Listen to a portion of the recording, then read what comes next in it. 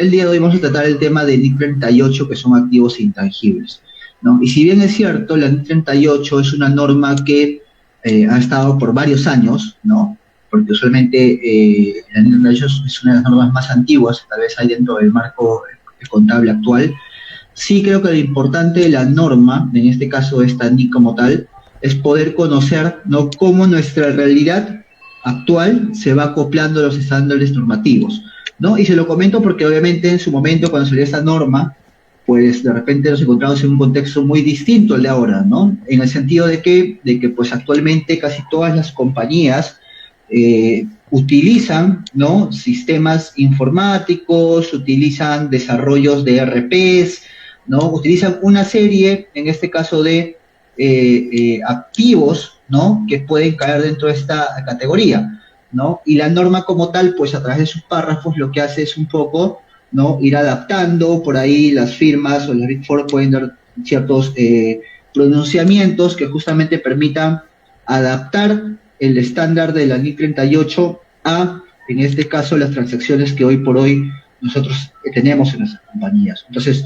justamente el objetivo del día de hoy va a ser ese, ¿no? Que ustedes puedan conocer sobre la base de una norma que, como les comento, tiene varios años, en el compendio de las IFRS, ¿no? Porque cuando hablamos de NIF, ustedes saben que hablamos tanto de NIF, NICS y NIF y todas las normas que se publican por el IASB en sus libros rojos, en su compendio normativo, ¿no? Vamos a poder conocer sobre esa base cómo es que también el actual contexto, pues, se adapta justamente a las normas para dar un tratamiento contable apropiado, en este caso de los activos intangibles. Entonces, sin más que decir, un poco el objetivo de la sesión del día de hoy va a ser que ustedes puedan conocer los principales lineamientos de la norma, ¿no? Cómo estos lineamientos aterrizan hoy por hoy en diversos contextos, ¿no? Que en este caso he traído algunos contextos que, por ejemplo, son posiciones de firmas a nivel global, para que ustedes puedan conocer un poco más de esta norma activos intangibles, ¿no? Y me quedo con el mensaje inicial que, pues, si bien es cierto, probablemente hay un desconocimiento hasta cierto punto de las IFRS o de las NIF, la idea es que justamente todos los planes que estamos orientando de la Junta de Decanos a través de sus diferentes organismos apunten a que cada vez haya una mayor difusión del marco normativo contable, ¿no? Y justamente es parte de las actividades que nos traen el día de hoy. Así que agradecerles nuevamente por la invitación al respecto. Entonces, estimados, cuando hablamos de la NIC 38, como su nombre bien indica, activos intangibles, tenemos, como cualquier norma, que introducirnos en principio a, como ustedes saben, todas las NIC suelen tener un alcance, ¿no?, de a qué se refiere o qué van a entrar dentro del marco de la NIC 38 de cada norma, luego un conjunto de definiciones, ¿no?, que son importantes para poder empezar a entender mejor los diferentes términos que vamos a usar dentro de la sesión, y luego una serie de tópicos, ¿no?, que también vamos a desglosar en lo que nos permite el tiempo, ¿no?, para poder llevar a cabo la aplicación correcta de la NIC 38, como les comento, en diversos contextos. ¿Ok? Entonces, dicho eso, nos metemos un poco en los objetivos de la NIC 38, ¿no? ¿Cuáles son los objetivos de la NIC 38? Pues, como bien indica, prescribir el tratamiento contable de los activos intangibles, ¿no? Permítanme solamente un momento, voy a hacer acá un switch en la pantalla. Ya está, ¿no? Entonces, como primer punto, tenemos prescribir el tratamiento contable de los activos intangibles, ¿no? Y, obviamente, el objetivo es la contabilización de los intangibles si y solo si se cubren ciertos criterios. Y luego vamos a ver que, aunque parezca algo relativamente sencillo, porque uno puede decir, pero yo conozco lo que es un activo intangible, ¿no?, y por tanto tengo que registrarlo, vamos a ir dándonos cuenta cómo en diferentes escenarios puede no necesariamente ser tan sencillo como aparente. ¿Ok? Entonces, lo que bien indica el objetivo en este caso de la norma es poder darle tratamiento contable si y solo si se cumplen ciertos criterios, ¿no? Y vamos a ver más adelante, por ejemplo, cómo intangibles que son desarrollados internamente a través de una fase de investigación o desarrollo, no necesariamente comprenden en su plenitud un concepto de intangible como tal. ¿Ok? Y finalmente, determinar el importe en libros de los activos intangibles y la revelación de información sobre estos activos, ¿no? Como les digo, todas las normas en general, todas las IFRS, están orientadas para poder dar a los preparadores y usuarios de estados financieros, ¿no?, cuál es el alcance de la norma, en qué momento reconozco, ¿no?, el tópico de la norma, en este caso, por ejemplo, en qué momento reconozco el intangible, y sobre todo cómo lo voy a medir, ¿no? Entonces son esos aspectos que son sumamente fundamentales de poder conocer, sobre todo el reconocimiento y la medición, porque eso me va a permitir saber en qué momento yo imputo un intangible a la contabilidad y cómo tengo que medirlo, ¿no? Porque estos intangibles, con lo largo de los años, hemos podido ver que cada vez hay una serie de conceptos que están en torno a los intangibles y no todos esos conceptos necesariamente forman parte del costo del activo intangible como tal. ¿Ok? Entonces, el objetivo que justamente tiene la NIC 38 es poder darnos esos lineamientos para poder entender mejor en qué momento, ¿no? Y sobre qué importe tengo yo que reconocer. Definiciones, como les comentaba, acá obviamente he tomado las más importantes, ¿no? Porque las definiciones pueden haber un poco más, pero creo que las que son más sustanciales que ustedes puedan ir conociendo, ¿no? ¿Qué es un activo intangible? Un activo intangible es un activo identificable de carácter no monetario y sin apariencia física. Parece sencillo, ¿no? Uno dice, claro, obviamente es un activo, ¿no? No tiene apariencia física, pues es un intangible, ¿no? Pero acá hay cosas interesantes. Si se dan cuenta, dice un activo identificable, ¿no? Yo tengo que identificar el activo para poder reconocerlo, ¿no? Y luego más adelante vamos a ver un poco estas definiciones de identificabilidad, ¿no? De carácter no monetario y sin apariencia física, ¿no? Sin apariencia física creo que está más sencillo de entender, ¿no? Obviamente yo sé que lo que no tiene apariencia física, pues es algo intangible, ¿no? Pero indica algo aquí interesante, ¿no? Carácter no monetario, ¿no? Entonces, cuando hablamos de carácter no monetario, la norma hace referencia a partidas no monetarias. Entonces, solamente como un breve reminder, nada más, de las definiciones de partidas monetarias y no monetarias, que en realidad se recopilan dentro del marco de la NIC 21, ¿no? Sabemos que, en este caso, los estados financieros están compuestos por activos monetarios y no monetarios. Ustedes dirán, ¿cuáles son los activos monetarios que la compañía puede tener? Pues los activos monetarios pueden ser cuentas por cobrar, efectivo, todo aquello que se va a convertir en efectivo, ¿no? O equivalente a ese efectivo en algún momento, que se va a recuperar a través de eso. Y todo el resto comprende los activos no monetarios, ¿no? Entonces ahí tenemos activos no monetarios, por ejemplo, propiedad, planta, equipo, y, por ejemplo, también tenemos activos intangibles, entre otros. ¿Y por qué es importante de repente ver esta definición y tenerla clara ahora? Porque hay un momento en la norma que hace un intervalo, hace un cruce con, por ejemplo, otra norma, que es la CINIF 22, que obviamente no es objeto de la materia, pero que está orientada, por ejemplo, a contratos de concesión, ¿no? O sea, yo, Estado, contrato contigo, empresa privada, y hacemos un contrato de concesión para que tú puedas operar, para que tú puedas construir.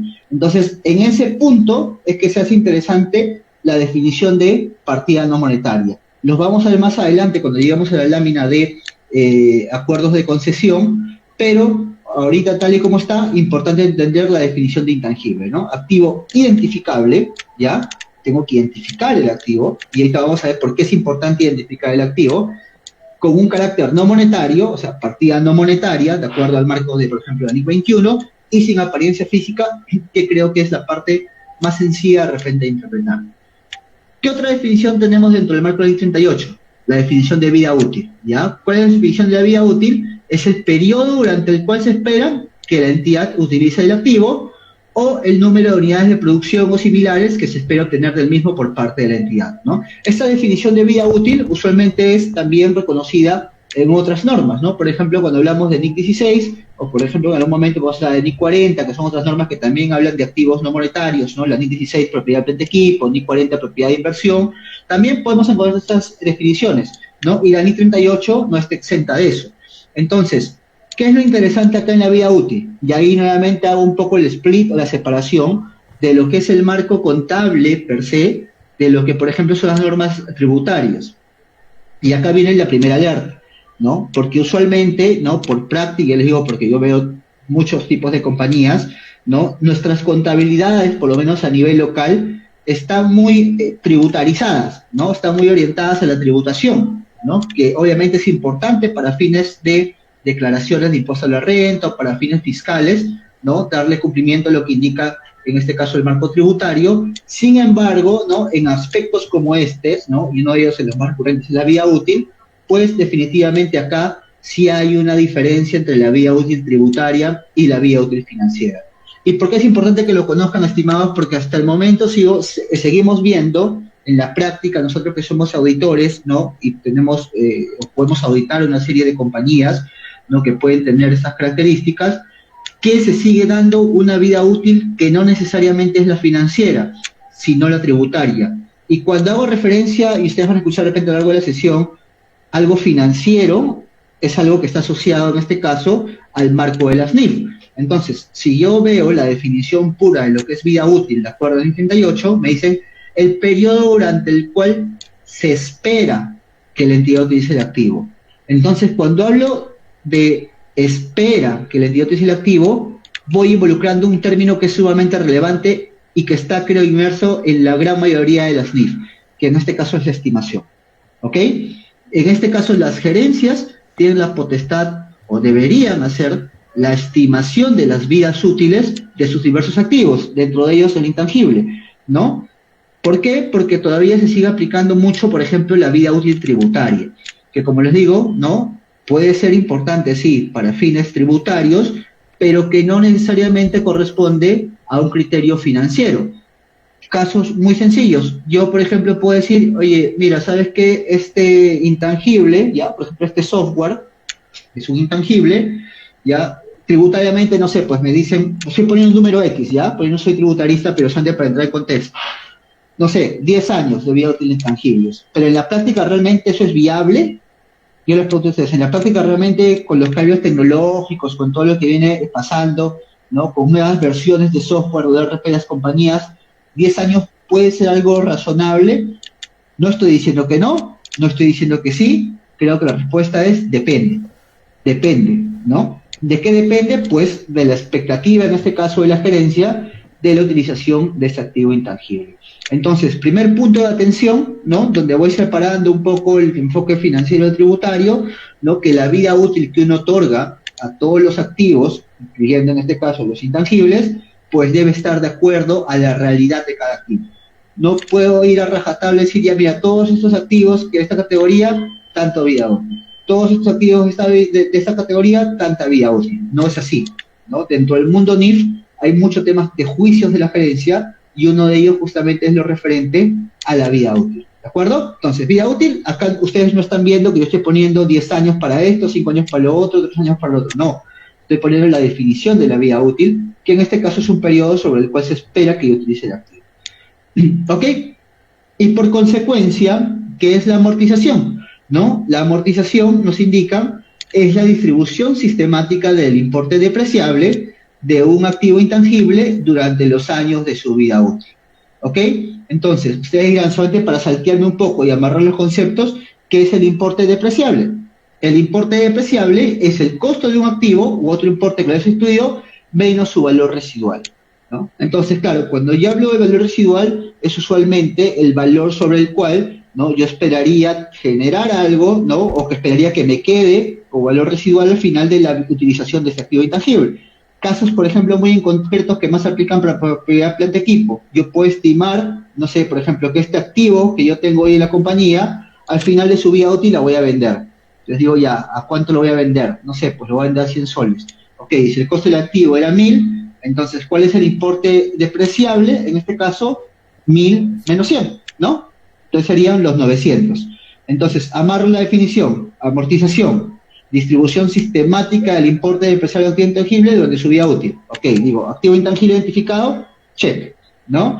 El importe depreciable o amortizable, en este caso, ya, el costo del activo intangible menos su valor residual, 900. Ese entonces es el importe depreciable. ¿Ok? Importante esto, ¿no? Ahora, ¿qué es lo que pasa en la práctica? ¿Ya? ¿Qué es lo que pasa muchas veces en la práctica? En la práctica es poco común que los activos intangibles tengan un importe residual, ¿no? Nosotros hemos ahí indagado en algunos insights de la firma y pues es poco común que un intangible pueda tener un valor residual porque solamente la compañía espera utilizar a plenitud ese activo hasta que se agote, ¿no? Ese activo intangible. No estoy pensando luego qué voy a hacer con ese activo intangible, ¿no? Y por tanto, bajo esa lógica, ¿no? Usualmente los intangibles no suelen tener un valor residual. Sin embargo, la definición existe en la norma para que si se dé un escenario como este, yo pueda asignarle la amortización de intangible, ¿no? ¿Y qué es el activo?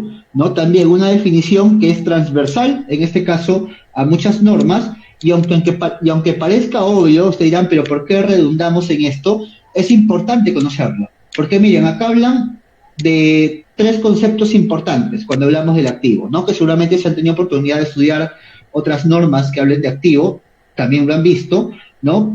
Y también si hablamos del marco conceptual, en este caso de la IFRS, vamos a encontrar también la definición del activo, ¿no? Y básicamente, ¿qué es? Que el activo es un recurso, ¿ya? Ojo, un recurso, y acá hay tres palabras claves, ¿no? Control, sucesos pasados y beneficios económicos. Entonces, cuando empecemos a pensar en activos, ya, haciendo acá una separación de lo que es el intangible y nos vamos a un umbral más alto, que es un activo como tal, yo tengo que tener control, ya, esto tiene que ser consecuencia de sucesos pasados, por ejemplo, una transacción comercial, un contrato, una negociación, etc. A eso podemos tener como suceso pasado, y pues obviamente la conjugación de esas dos, ¿no? Va a ser para que esto me pueda generar un beneficio económico. Entonces parece simple, parece redundante, pero a veces descartamos que un activo sea un intangible, que un activo sea propiedad de equipo, que un activo sea propiedad de inversión, que un activo sea inventario, simplemente dándole cumplimiento a la aplicación del concepto de activo, ¿no? Porque nosotros empezamos a evaluar la definición del activo y solamente con esta definición, como primer filtro, ya puedo descartar si algo es activo o no.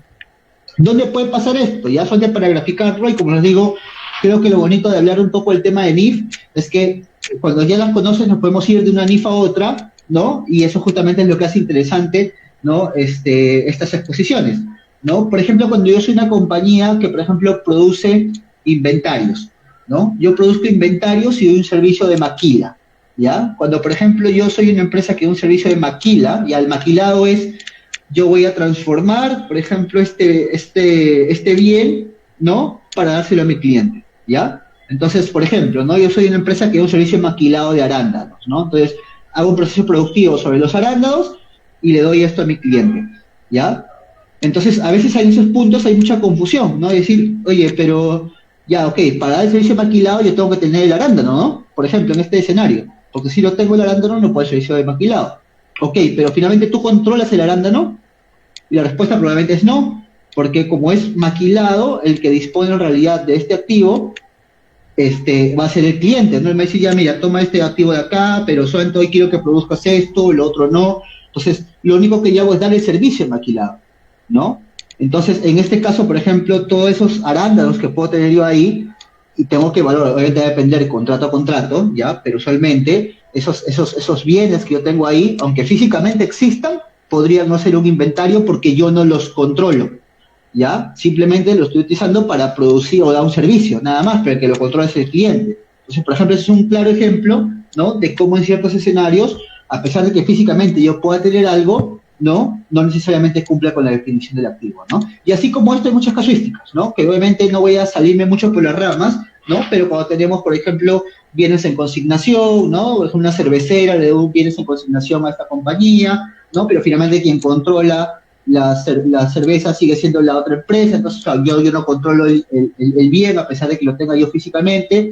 Entonces, claro, en esos casos yo evalúo y simplemente aplicando la definición de activo, de acuerdo al marco conceptual, yo puedo descartarlo ya de cualquier marco contable porque simplemente yo no lo controlo. ¿De acuerdo? Entonces, es importante esto porque para los intangibles también aplica, ¿no? Para intangibles digo, si yo controlo esto, ok, check. Ahora, esto es producto de sucesos pasados, esto es casi siempre, obviamente nada viene de la nada, siempre hay algo de por medio hacia atrás, ¿ya? Y espero obtener beneficios económicos, ¿no? Y esa definición de beneficios económicos también vamos a verla más adelante del por qué es importante tenerlo. ¿Listo? Entonces ya vamos viendo simplemente cómo con la definición del marco conceptual de las NIF podemos ya ir orientando si es que estoy viendo un activo o no estoy viendo un activo. ¿Ok? ¿Y cuál es el importe en libros? ¿No? Que es también un término bastante usado en el marco de todas las IFRS. El importe en libros es el importe por el que un activo se reconoce en el estado de situación financiera después de deducir la amortización y las pérdidas por deterioro acumuladas que se refieren al mismo, ¿no? En otras palabras, algunos lo conocen como el importe en libros neto, ¿no? El importe neto en libros también, ¿no? O sea, en otras palabras, yo tenía un intangible que me costó 100, ya se despreció por 10, ya le metí un ajuste por deterioro de 10, entonces, ¿cuál es el importe en libros? En este caso es 80, ¿no? 100 del importe del activo, menos 10 de su amortización acumulada, menos 10 de su deterioro, ¿no? Importe en libros, en este caso, 80.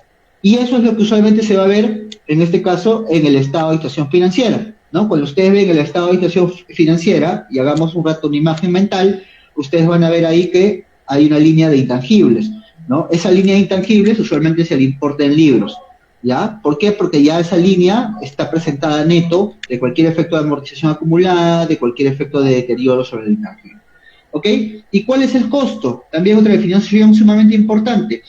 Costo es el importe del efectivo, o equivalentes al efectivo pagados, ¿no? O el valor razonable de la contraprestación entregada para adquirir un activo en el momento de su adquisición o construcción, ¿no? ¿Por qué hace la salvedad también de construcción? Porque puedo yo de manera progresiva, capitalizando costos en el intangible, lo voy a hacer más adelante, ¿no? Para tener el costo final de un activo como tal.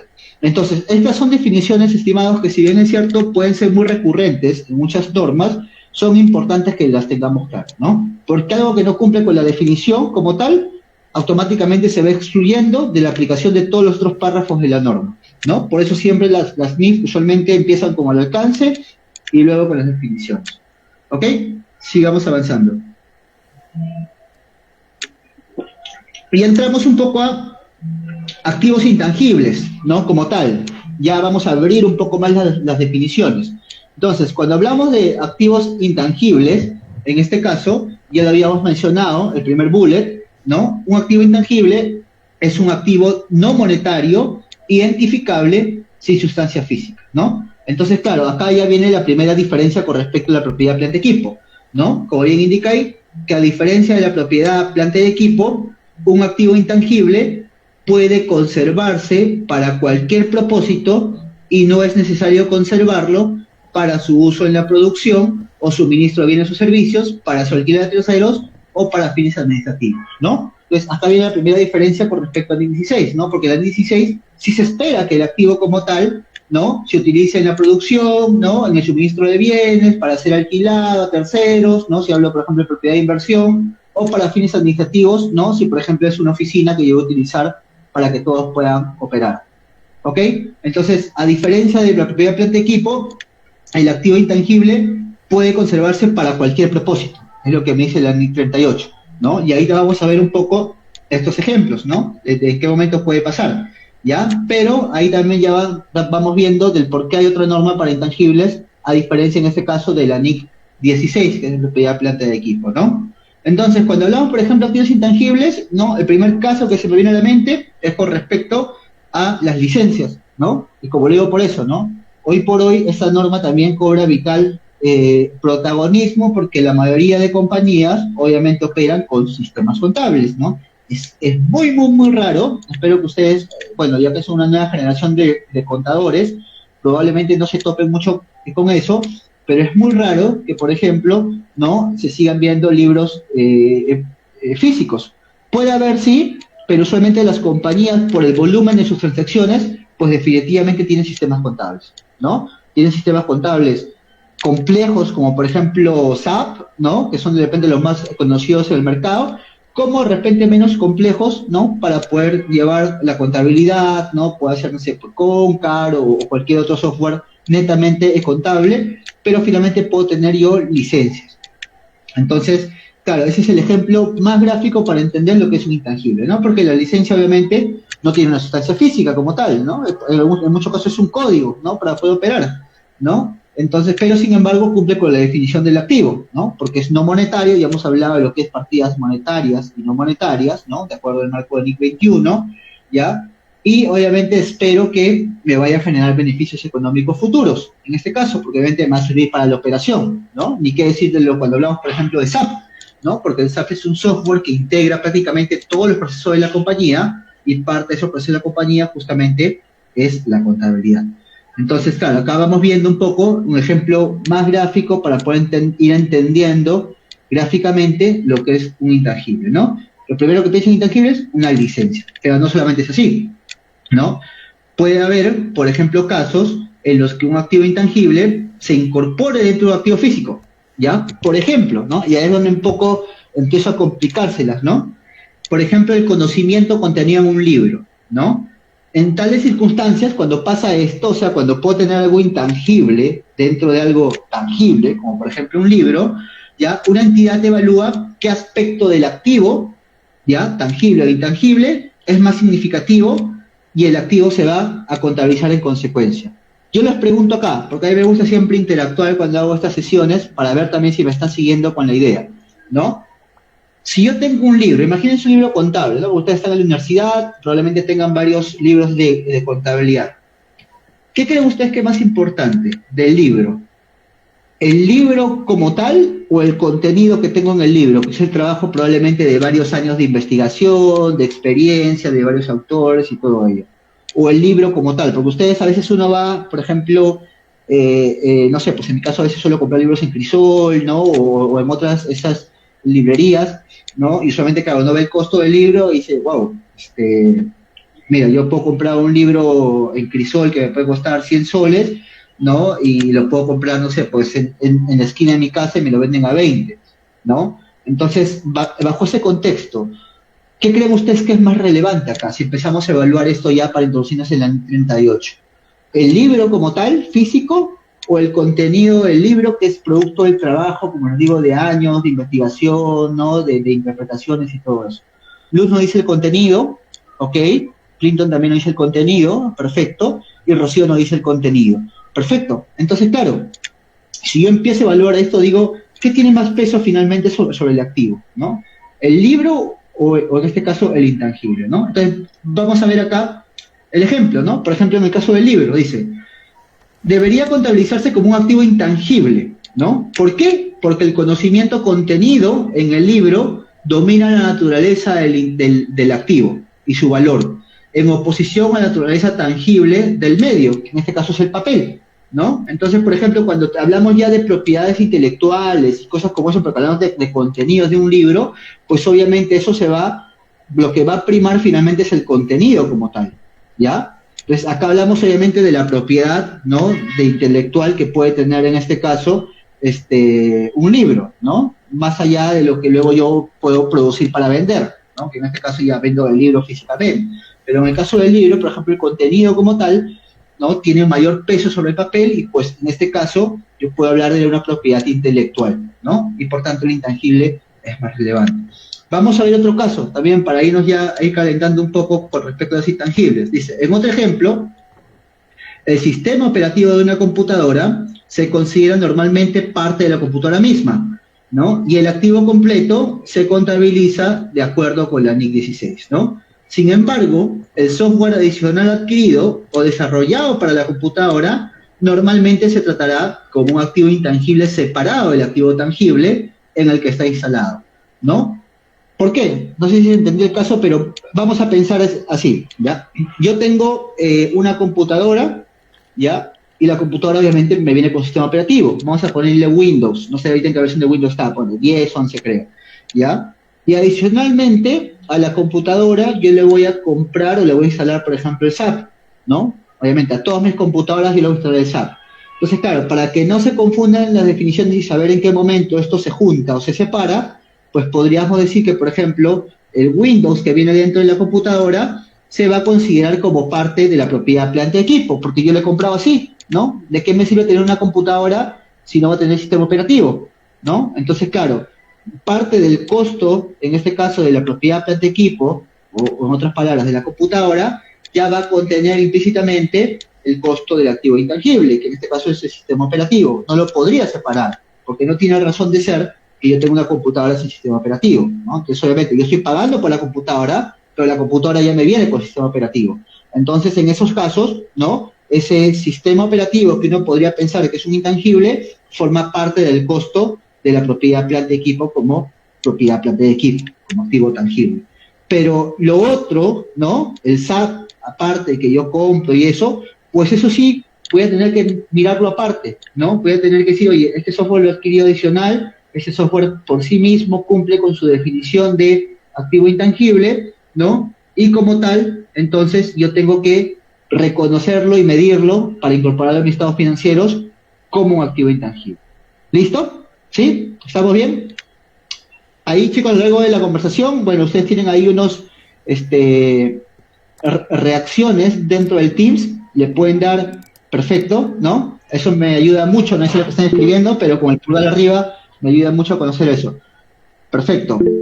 Eh, gracias. Entonces, ese es el primer caso como para ir separando, ¿no? Porque yo puedo tener casos donde tengo activo tangible e intangible, un caso donde puedo tener un intangible únicamente, ¿no? Y otros casos similares.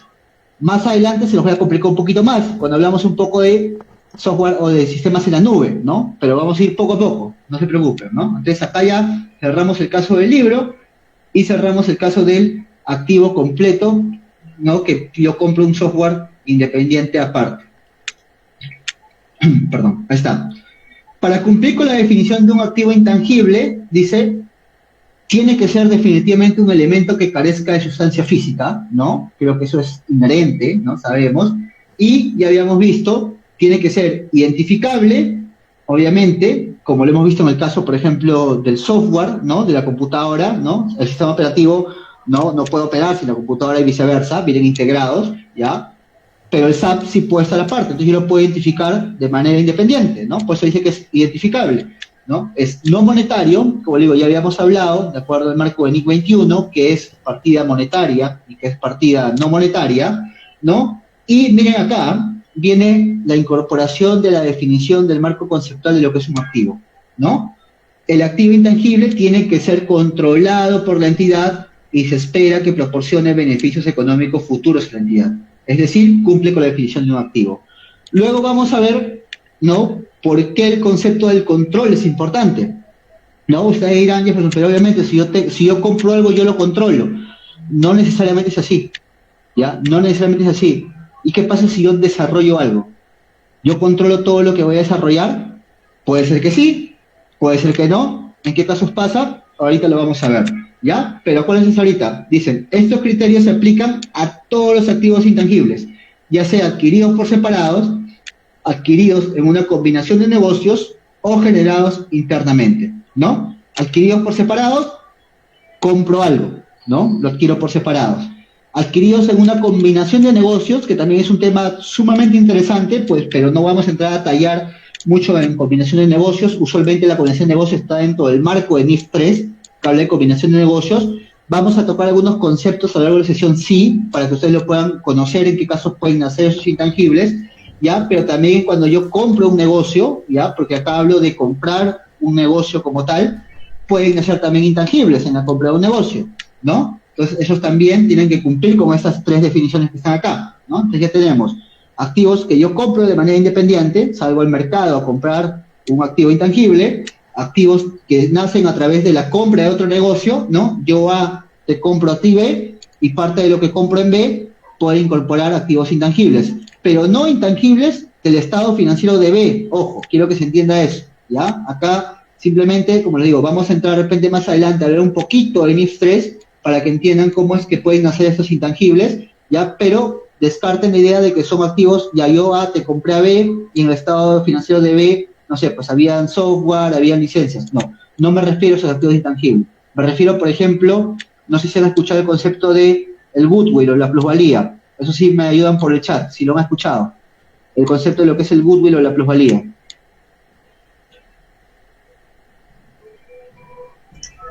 ¿Han escuchado lo que es el goodwill, la plusvalía mercantil o el crédito mercantil? Sí. Perfecto, ahí veo una reacción positiva. No sé quién más. ¿Se han escuchado de lo que es el goodwill? Ok, perfecto. Acá con honestidad, chicos, ¿ah? Con honestidad, porque de nada me sirve que yo les empiece a hablar un montón si no me van a entender. A mí me gusta siempre que todo quede clarísimo a lo largo de mis sesiones.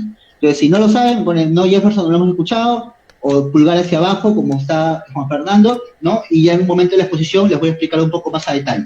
¿Ya? Pero ok, perfecto. Gracias, Luz, también. Entonces, tenemos tres escenarios, ¿no? Activos intangibles que yo adquiero por separado, ¿no? En este caso, salgo al mercado a comprar. Activos intangibles que nacen como parte de una combinación de negocios. Solamente quiero que se quede con el ejemplo, la palabra goodwill, ¿ya? O plusvalía mercantil. Ahorita lo vamos a ver más a detalle, ¿ya? Pero solamente para que entiendan que no son los activos intangibles que tiene la empresa que estoy comprando, sino que justamente nacen de la combinación de negocios, ¿ya? o activos intangibles generados internamente. En este caso, ¿no? Software o intangibles que yo desarrollo como parte, no sé, pues de iniciativas internas, ¿no? O de proyectos internos de la compañía.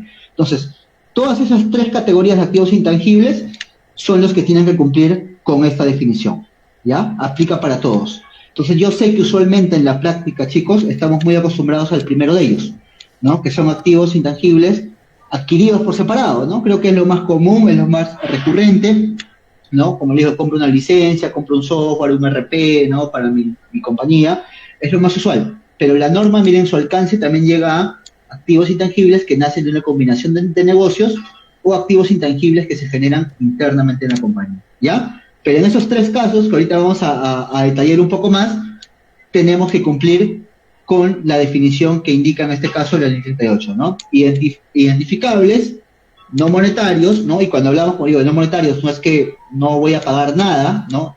Sino que, como les digo nuevamente, dentro del marco de NIC 21 se habla de partidas monetarias y no monetarias, y básicamente las partidas monetarias son aquellas que se van a recuperar a través de, no sé, pues, el efectivo, ¿no? Porque una cuenta por cobrar o no, o recuperar o cancelar, ¿no? Una cuenta por cobrar, una cuenta por pagar, ¿no? En este caso, el efectivo mismo como tal, partida monetaria, ¿no? Y todo el resto usualmente es partida no monetaria, ¿no? Porque está, por ejemplo, intangible o el activo fijo como tal, o la parte del uso, ¿no? De la compañía, ¿ya? Entonces no necesariamente se canjean por ahí. ¿Ya? Pero, como les digo, en líneas generales, ¿no? El activo intangible tiene que tener y cumplir necesariamente con los tres. No es que solamente uno y el otro no, tienen que ser los tres, ¿ya? Sin excepción alguna. Y ahí empezamos un poco a desmenuzar, ¿no? La definición de identificabilidad, ¿ya? ¿Y qué es lo que dice la norma en este caso? Que un intangible es identificable si es separable. Primero, ¿ya? Es separable, es decir, es capaz de separarse o dividirse de la entidad y venderse, ¿ya? Transferirse, licenciarse, alquilarse o intercambiarse, ya sea individualmente o junto con un contrato, un activo o un pasivo relacionado, ¿ya? Entonces, claro, yo puedo, en otras palabras, dividirlo de la entidad y venderlo por separado, ¿no? O puedo transferirlo por separado, puedo alquilarlo por separado, o puedo intercambiarlo por separado. Por eso se refiere a, justamente, ¿no? Identificabilidad, ¿no? Y habíamos puesto, por ejemplo, el caso de la computadora que viene con su software, ¿no? Si yo en algún momento quiero vender la computadora, pues no voy a decir, ya, te voy a desinstalar el Windows y te lo voy a vender solamente en la computadora, ¿no? Usualmente vendo todo, ¿no? Entonces, en este caso, por ejemplo, no es separable. Por eso que habíamos visto al inicio, ¿no? Que el sistema operativo, usualmente las computadoras, forman parte de la propiedad planta equipo, que es la computadora, ¿ya? Porque no es identificable por sí mismo, no es separable, ¿no? ¿Ya? Entonces, paso uno, para que sea identificable, tiene que ser separable, ¿ya? O, lo otro, puede surgir de derechos contractuales u otros derechos legales, independientemente de si esos derechos son transferibles o separables de la entidad o de otro derecho y obligaciones, ¿no? Por lo tanto, ¿qué indica? La separabilidad no es una condición necesaria para que un elemento sea identificable, ¿no? Porque yo o soy separable o un activo puede ser identificable si surge de derechos contractuales u otros derechos legales, independientemente de si esos derechos son transferibles o separables de la entidad, ¿no? O sea, cuando puedo comprar o firmo un contrato, ¿no? Pueden hacer también ahí intangibles que estén especificados dentro del marco del contrato, ¿ya? Que no necesariamente son separables, pero que vienen parte de, ¿no? Entonces, en este caso, por eso indica que la separabilidad no es una condición necesaria para que el evento sea identificable, porque tengo también el segundo bullet, ¿no? Que surja de derechos contractuales o derechos legales. ¿Ok? Entonces, ese es un poco el concepto de identificabilidad. ¿Cómo así? ¿Ya? Para graficar un poco esto. Por ejemplo, dice, una licencia comercial de una estación de radio, ¿no? Que la estación requiere para operar, es identificable porque surge de derechos legales, aunque la licencia generalmente no es separable del operador de la estación. Claro, imaginemos el escenario. Yo soy una empresa de radio, en este caso, ¿ya? Y compro una licencia comercial, ¿ya? En este caso, para poder operar, ¿ya? Entonces, en este caso, cuando yo usualmente compro la licencia comercial de la estación de radio, ¿ya? Que yo como estación de radio voy a requerir, ¿ya? esta licencia proviene, en este caso es de derechos legales, ¿ya? Pero claro, yo no puedo operar, en este caso, sin la licencia, ¿no? Y en estación de radio, ya, ¿cómo yo opero, si tengo una estación de radio, si no tengo una licencia? Entonces, claro, usted dirá Jefferson, pero acá en este caso, entonces no sería identificable, ¿no? Porque habíamos visto anteriormente que para que sea identificable, tiene que ser separable. Pero ya les dije, ¿no? Estaba el O, ¿no? El famoso O. Por eso que la norma, acuérdense, la norma siempre está con estos conceptos, ¿no? Si te dice I, es porque tienes que cumplir todos, ¿no? Como el caso de acá, ¿no? Que tiene que ser I es, ¿no? Porque dice I es porque tiene que cumplir todos. Pero si dice O, es porque es o el uno o el otro. Entonces, usualmente, claro, yo digo estación de radio, Jefferson. Mira, yo para operar, ya mira, tengo estación de radio, ya, pero para operar necesito yo la licencia.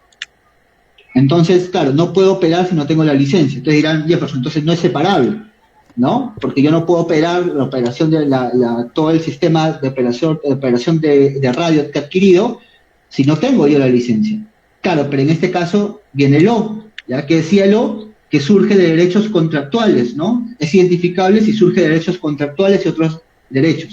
Entonces, en este caso, por ejemplo, ¿no? De la licencia comercial de una estación de radio, si bien es cierto, viene como parte de la operación de la estación, ¿ya? Sí es identificable, ¿ya? Porque si bien es cierto, no se separa, ¿ya? Pero proviene, ¿no? De un contexto de acuerdo legal o comercial, ¿ok?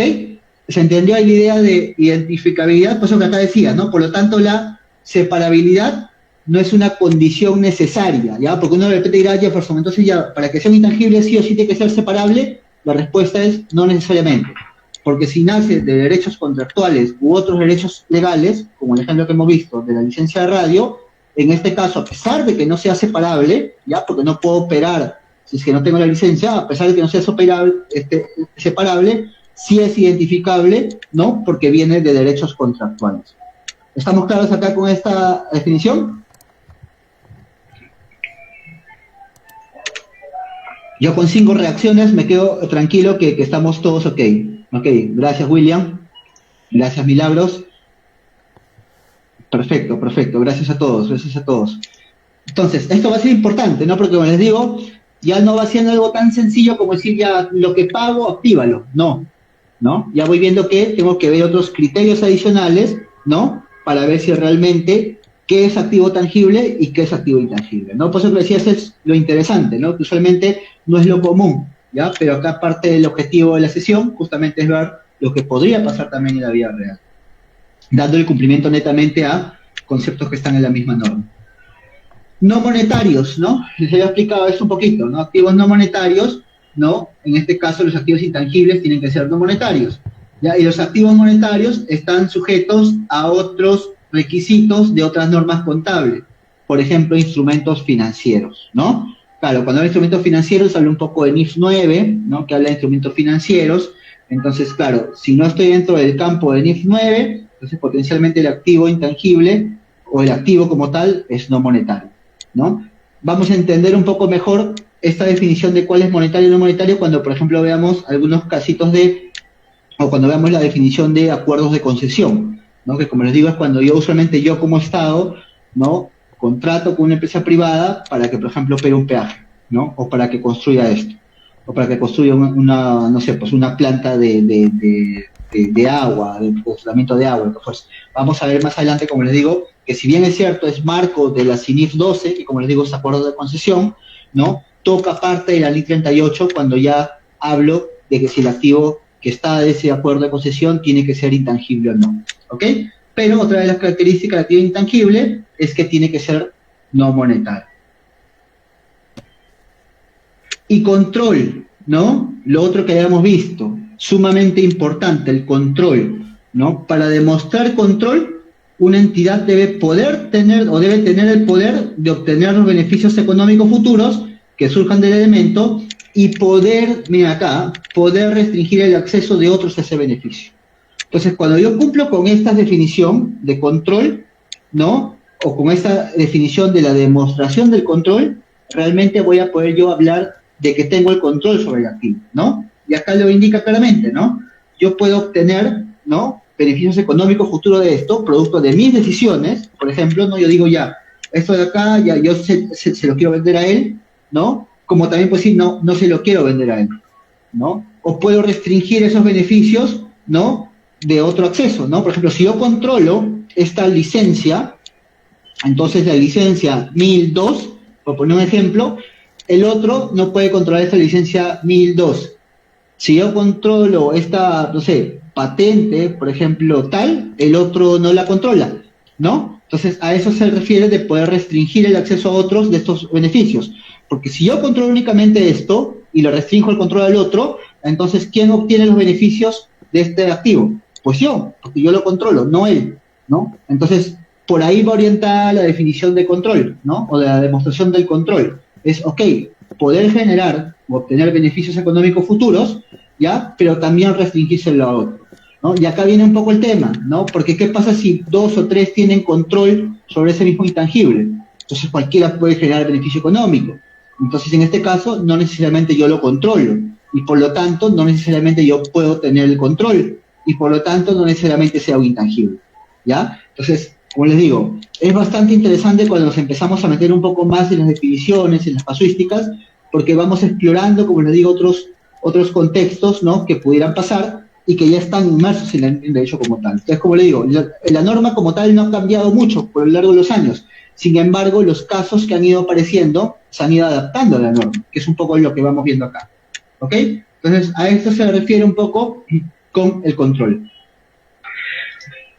Control no demostrado. Vamos a ver un ejemplo donde vayamos del otro lado, ¿no? Porque como les digo, a veces es más fácil verlo desde lo que yo sí controlo, ¿no? Pues sí, ya, es más fácil verlo desde lo que yo controlo. Pero vamos a hacer un caso donde yo no puedo demostrar el control, ¿ya? Dice, la empresa C tiene dos recursos claros. Dice, un software personalizado que desarrolló internamente y para el cual está registrada una patente y el know-how del personal, ¿ya? El know-how, ¿qué es? El conocimiento acumulado del personal, ¿ya? Ese es el know-how, ¿ya? Que opera el software, ¿no? Entonces digo, ya, tengo dos recursos, vamos a poner recurso A y B. El A es un software que yo he creado internamente, ¿no?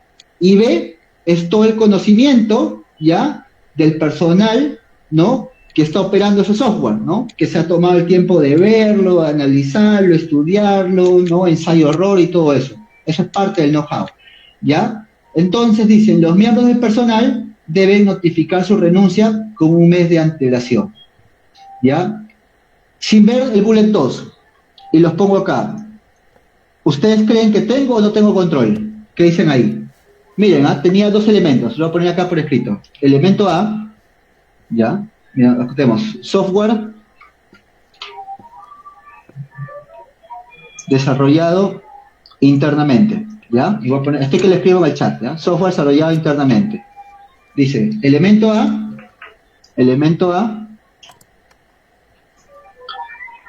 tengo el software como tal, ¿no? El software generado, desarrollado internamente, y elemento B es el know-how, o vamos a poner conocimiento acumulado del personal que desarrolló y opera principalmente, ¿no? Este software. Y decía algo interesante, ¿no? Que este personal, para irse de la compañía, como en casi todos los casos, tiene que avisar un mes antes. ¿Qué dicen ustedes? Ahí está, lo escribí por el chat. Tengo el elemento A, tengo el elemento B. ¿Dónde tengo y no tengo el control? ¿Qué dicen ustedes? Internamente. Los leo por el chat, los leo por el micro, como ustedes prefieran.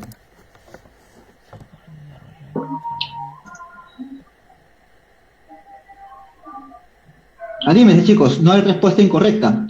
Lo bonito de la auditoría es que es un tema mucho de juicio e interpretación. Entonces, tal vez alguno me dice sí o no, y de repente me dice, no, es que puede ser esto, ¿no? Y está bien, ¿no?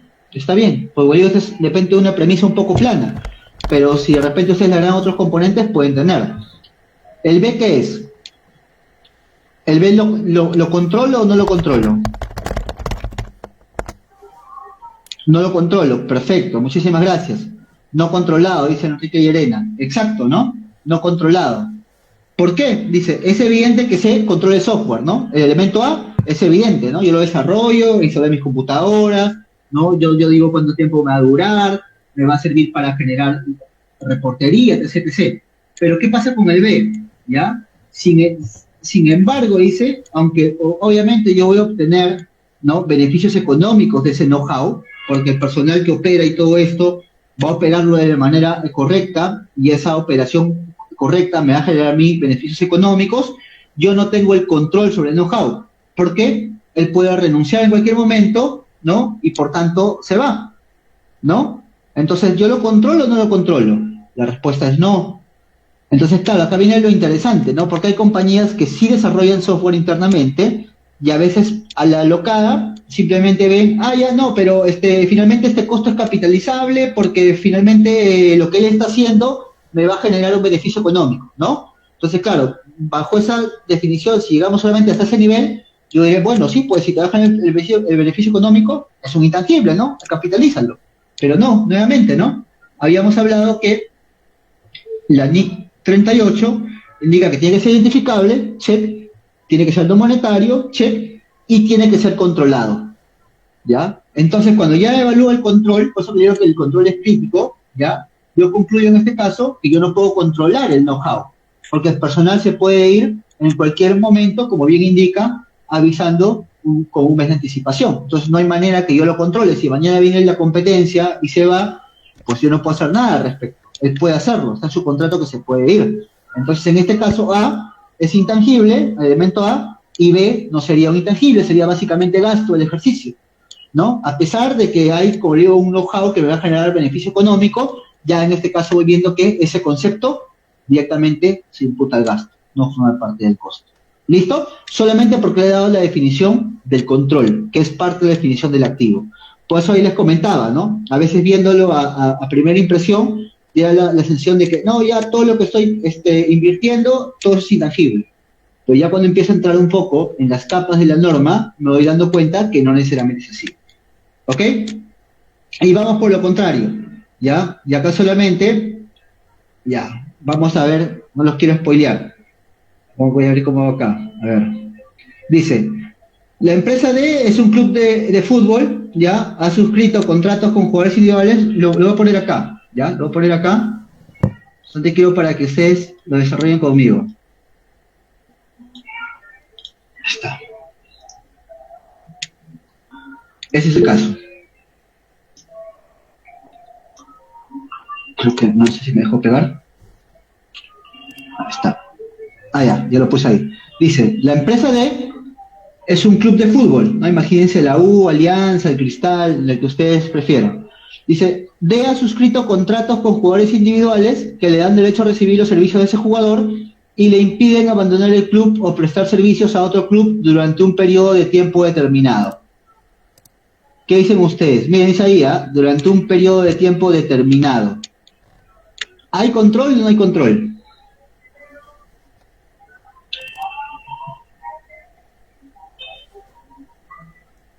A pesar de que dice que hay un periodo de tiempo determinado, ¿qué dicen ustedes? ¿Sí o no? Con seguridad. Sí, por eso. Carmen dice que sí también, perfecto. Perfecto, sí, efectivamente, ¿no? Y acá vamos a ver. Dice, a diferencia del ejemplo anterior, estos contratos sí cumplen con la definición de activo intangible porque le va a otorgar a D el control sobre cualquier beneficio económico futuro que pueda surgir del derecho de servicio al jugador y restringen, miren acá, restringen el acceso de terceros a esos beneficios.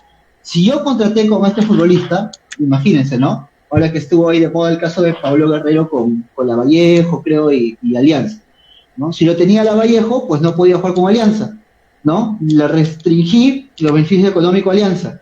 Ahora que juega en Alianza, ¿no? Le restringo los accesos de beneficio económico a Lavallejo, ¿no? Entonces, yo controlo, en este caso, los beneficios económicos, y no solamente los controlo, sino que también se los restringo a otro. Entonces, en este caso, yo hablo que tengo control, ¿no? Entonces ya se cumple la tercera definición de lo que es un activo intangible, ¿no? Que es identificable, ¿no? Que es no monetario y que yo obtengo el control sobre ese intangible y sobre todo que cuando obtengo el control me va a generar beneficios económicos, Pablo Guerrero va a jugar para mí, ¿no? Y le restringo de ese beneficio económico a Lavallejo, ¿no? A un tercero. Entonces, en ese caso, por ejemplo, este contrato, ¿no? Con jugador sí sería un activo intangible. ¿De acuerdo? Porque yo le restringo esto. ¿Quedó claro? Ahora sí la definición de control demostrado y control no demostrado. Genial, genial. Muchísimas gracias por su interacción. Combinación de negocios. Era el temita que les decía. Si bien es cierto, la combinación de negocios, ¿ya? Nace bajo el marco de la NIF 3, ¿ya? Que habla de combinación de negocios y es relativamente un poco compleja en el sentido de la medición, ¿no? Y el reconocimiento. Sí hay conceptos que se aterrizan bajo el NIF 38, que son los intangibles que forman parte, ¿no? En este caso de la combinación de negocios. Dice, la identificación de activos intangibles adquiridos como parte de una combinación de negocios pueden ser un ejercicio desafiante y la NIF 3, como les decía, incluye una guía específica para ayudar a comprender los tipos de activos adquiridos en una combinación de negocios que probablemente cumplan con la definición de activos intangibles.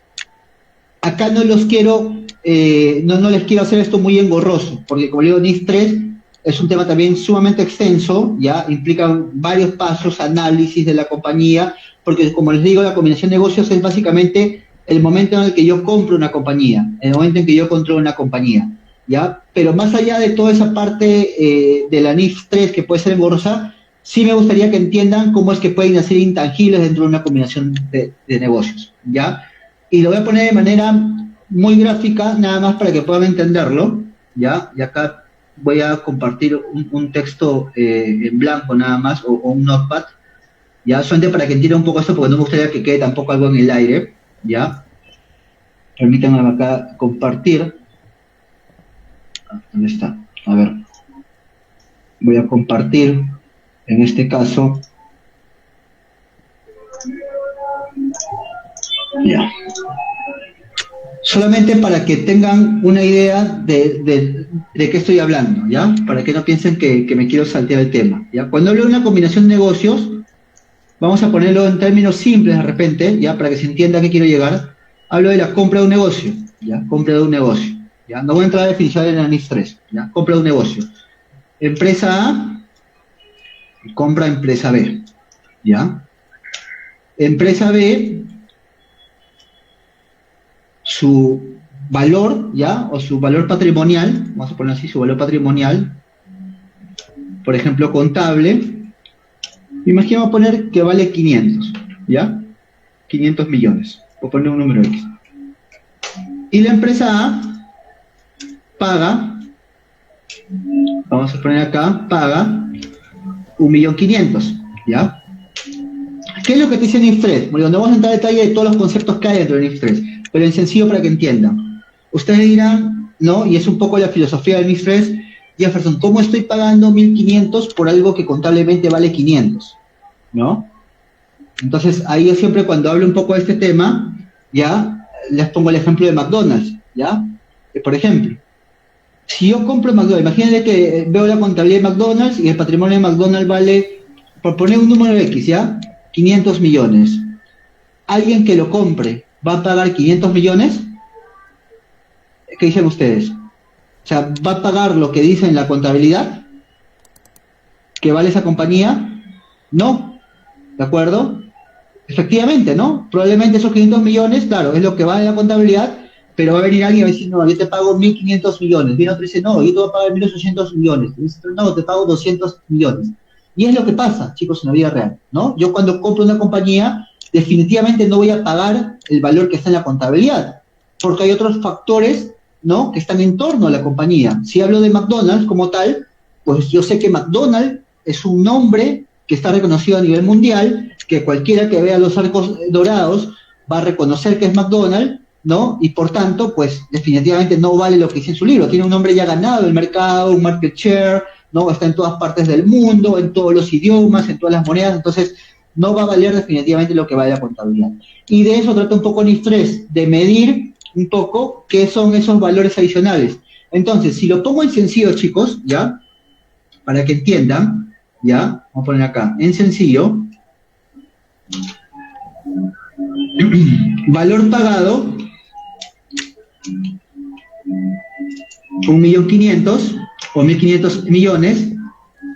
Valor contable recibido, si le voy a poner un nombre X, ¿ya? 500 millones. Y dirán, ya, ¿y qué es esa diferencia, Jefferson? ¿Qué es esa diferencia? Esa diferencia es justamente lo que se conoce como el goodwill, ¿ya?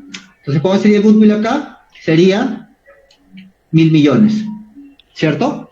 Esa diferencia es el goodwill, el famoso goodwill o la plusvalía mercantil, como quieran ustedes llamarlo. Obviamente acá lo estoy poniendo de manera más gráfica, ¿no? Pero en la vida real, llegar a este número, pues tiene toda una simulación financiera y matemática para poder determinar estos valores, porque ese es un escenario sencillo, ¿no? Pero adicionalmente, ¿ya? Adicionalmente, imagina el caso de McDonald's. Yo pagué 1.500 millones, el valor contable recibido son 500 millones, pero yo digo, Jefferson, pero McDonald's también, obviamente, pues tiene un tema de su marca, ¿no? O sea, si McDonald's vale 1.500.000 o 1.500 millones y en la contabilidad hay 500 millones, es porque hay un tema de marca de por medio de lo que ellos han ganado. Digo, ya, ok, entonces hay un tema de marca. ¿Cómo mido esta marca? Como digo, ahí usualmente hay un estudio que se llama el PPA, el Purchase Price Agreement, que ya lo hacen usualmente financieros o financistas, ¿no? Como modelos hay matemático, donde van a determinar ese número, ¿ya? Pero para no tranquearlo, simplemente hay una marca, imaginémonos, la marca. ¿Cuánto vale la marca? La marca vale 300 millones, ¿ya? Y Jefferson, pero también he visto que puede haber relacionamiento con clientes, ¿no? Yo tengo una cartera de clientes exclusivamente mía, ¿no? Que contrata únicamente conmigo y pues eso nace producto del trabajo de muchos años, del esfuerzo, ¿no? De tener acuerdos comerciales con ellos y todo así. Ok, es lo que se conoce como relacionamiento de clientes, ¿ya? Vamos a poner en este caso 200 millones, ¿ya? Y todo lo que queda sería el goodwill, ¿no? En un primer momento he dicho que el goodwill era 1 millón, ahora sería ¿cuánto? 500 millones, ¿no? Porque acá tengo 300 y 200. Entonces, claro, finalmente yo pagué 1.500 millones, ya recibí contablemente 500 millones, pero dentro de la compra estaban metidos estos conceptos. Marca, relacionamiento con cliente y, por ejemplo, y todo lo que queda es goodwill. Entonces, al final, lo que yo he pagado, el 1.500.000, está desglosado en estos 4 conceptos, ¿ya? Y esos conceptos de acá, marca, relacionamiento con clientes y goodwill, son intangibles, ¿ya? Entonces, acá voy a poner intangible 1, intangible 2, intangible 3. Y eso es lo que yo les decía, ¿no? En las láminas anteriores, cuando les decía que esos criterios de la aplicación de NIC 38 aplican para, habíamos hecho 3 escenarios, ¿no? Intangibles adquiridos directamente a terceros, intangibles generados como parte de la combinación de negocio, ahora ya lo ven, e intangibles generados internamente, que ahorita lo vamos a ver. Pero hasta acá, ¿se entendió? Esta parte de acá. Perfecto, Enrique. Gracias. Gracias. Listo, si se entendió, perfecto, ¿no? Porque como digo, obviamente llegar a estos valores ya es alcance de la NIF 3, pero quería que entiendan de manera didáctica cómo es que llego finalmente en este caso, o cómo nacen estos intangibles producto de combinación de negocios, ¿no? Ahí tenemos los ejemplos. ¿Listo? Volvemos nuevamente a nuestra PPT.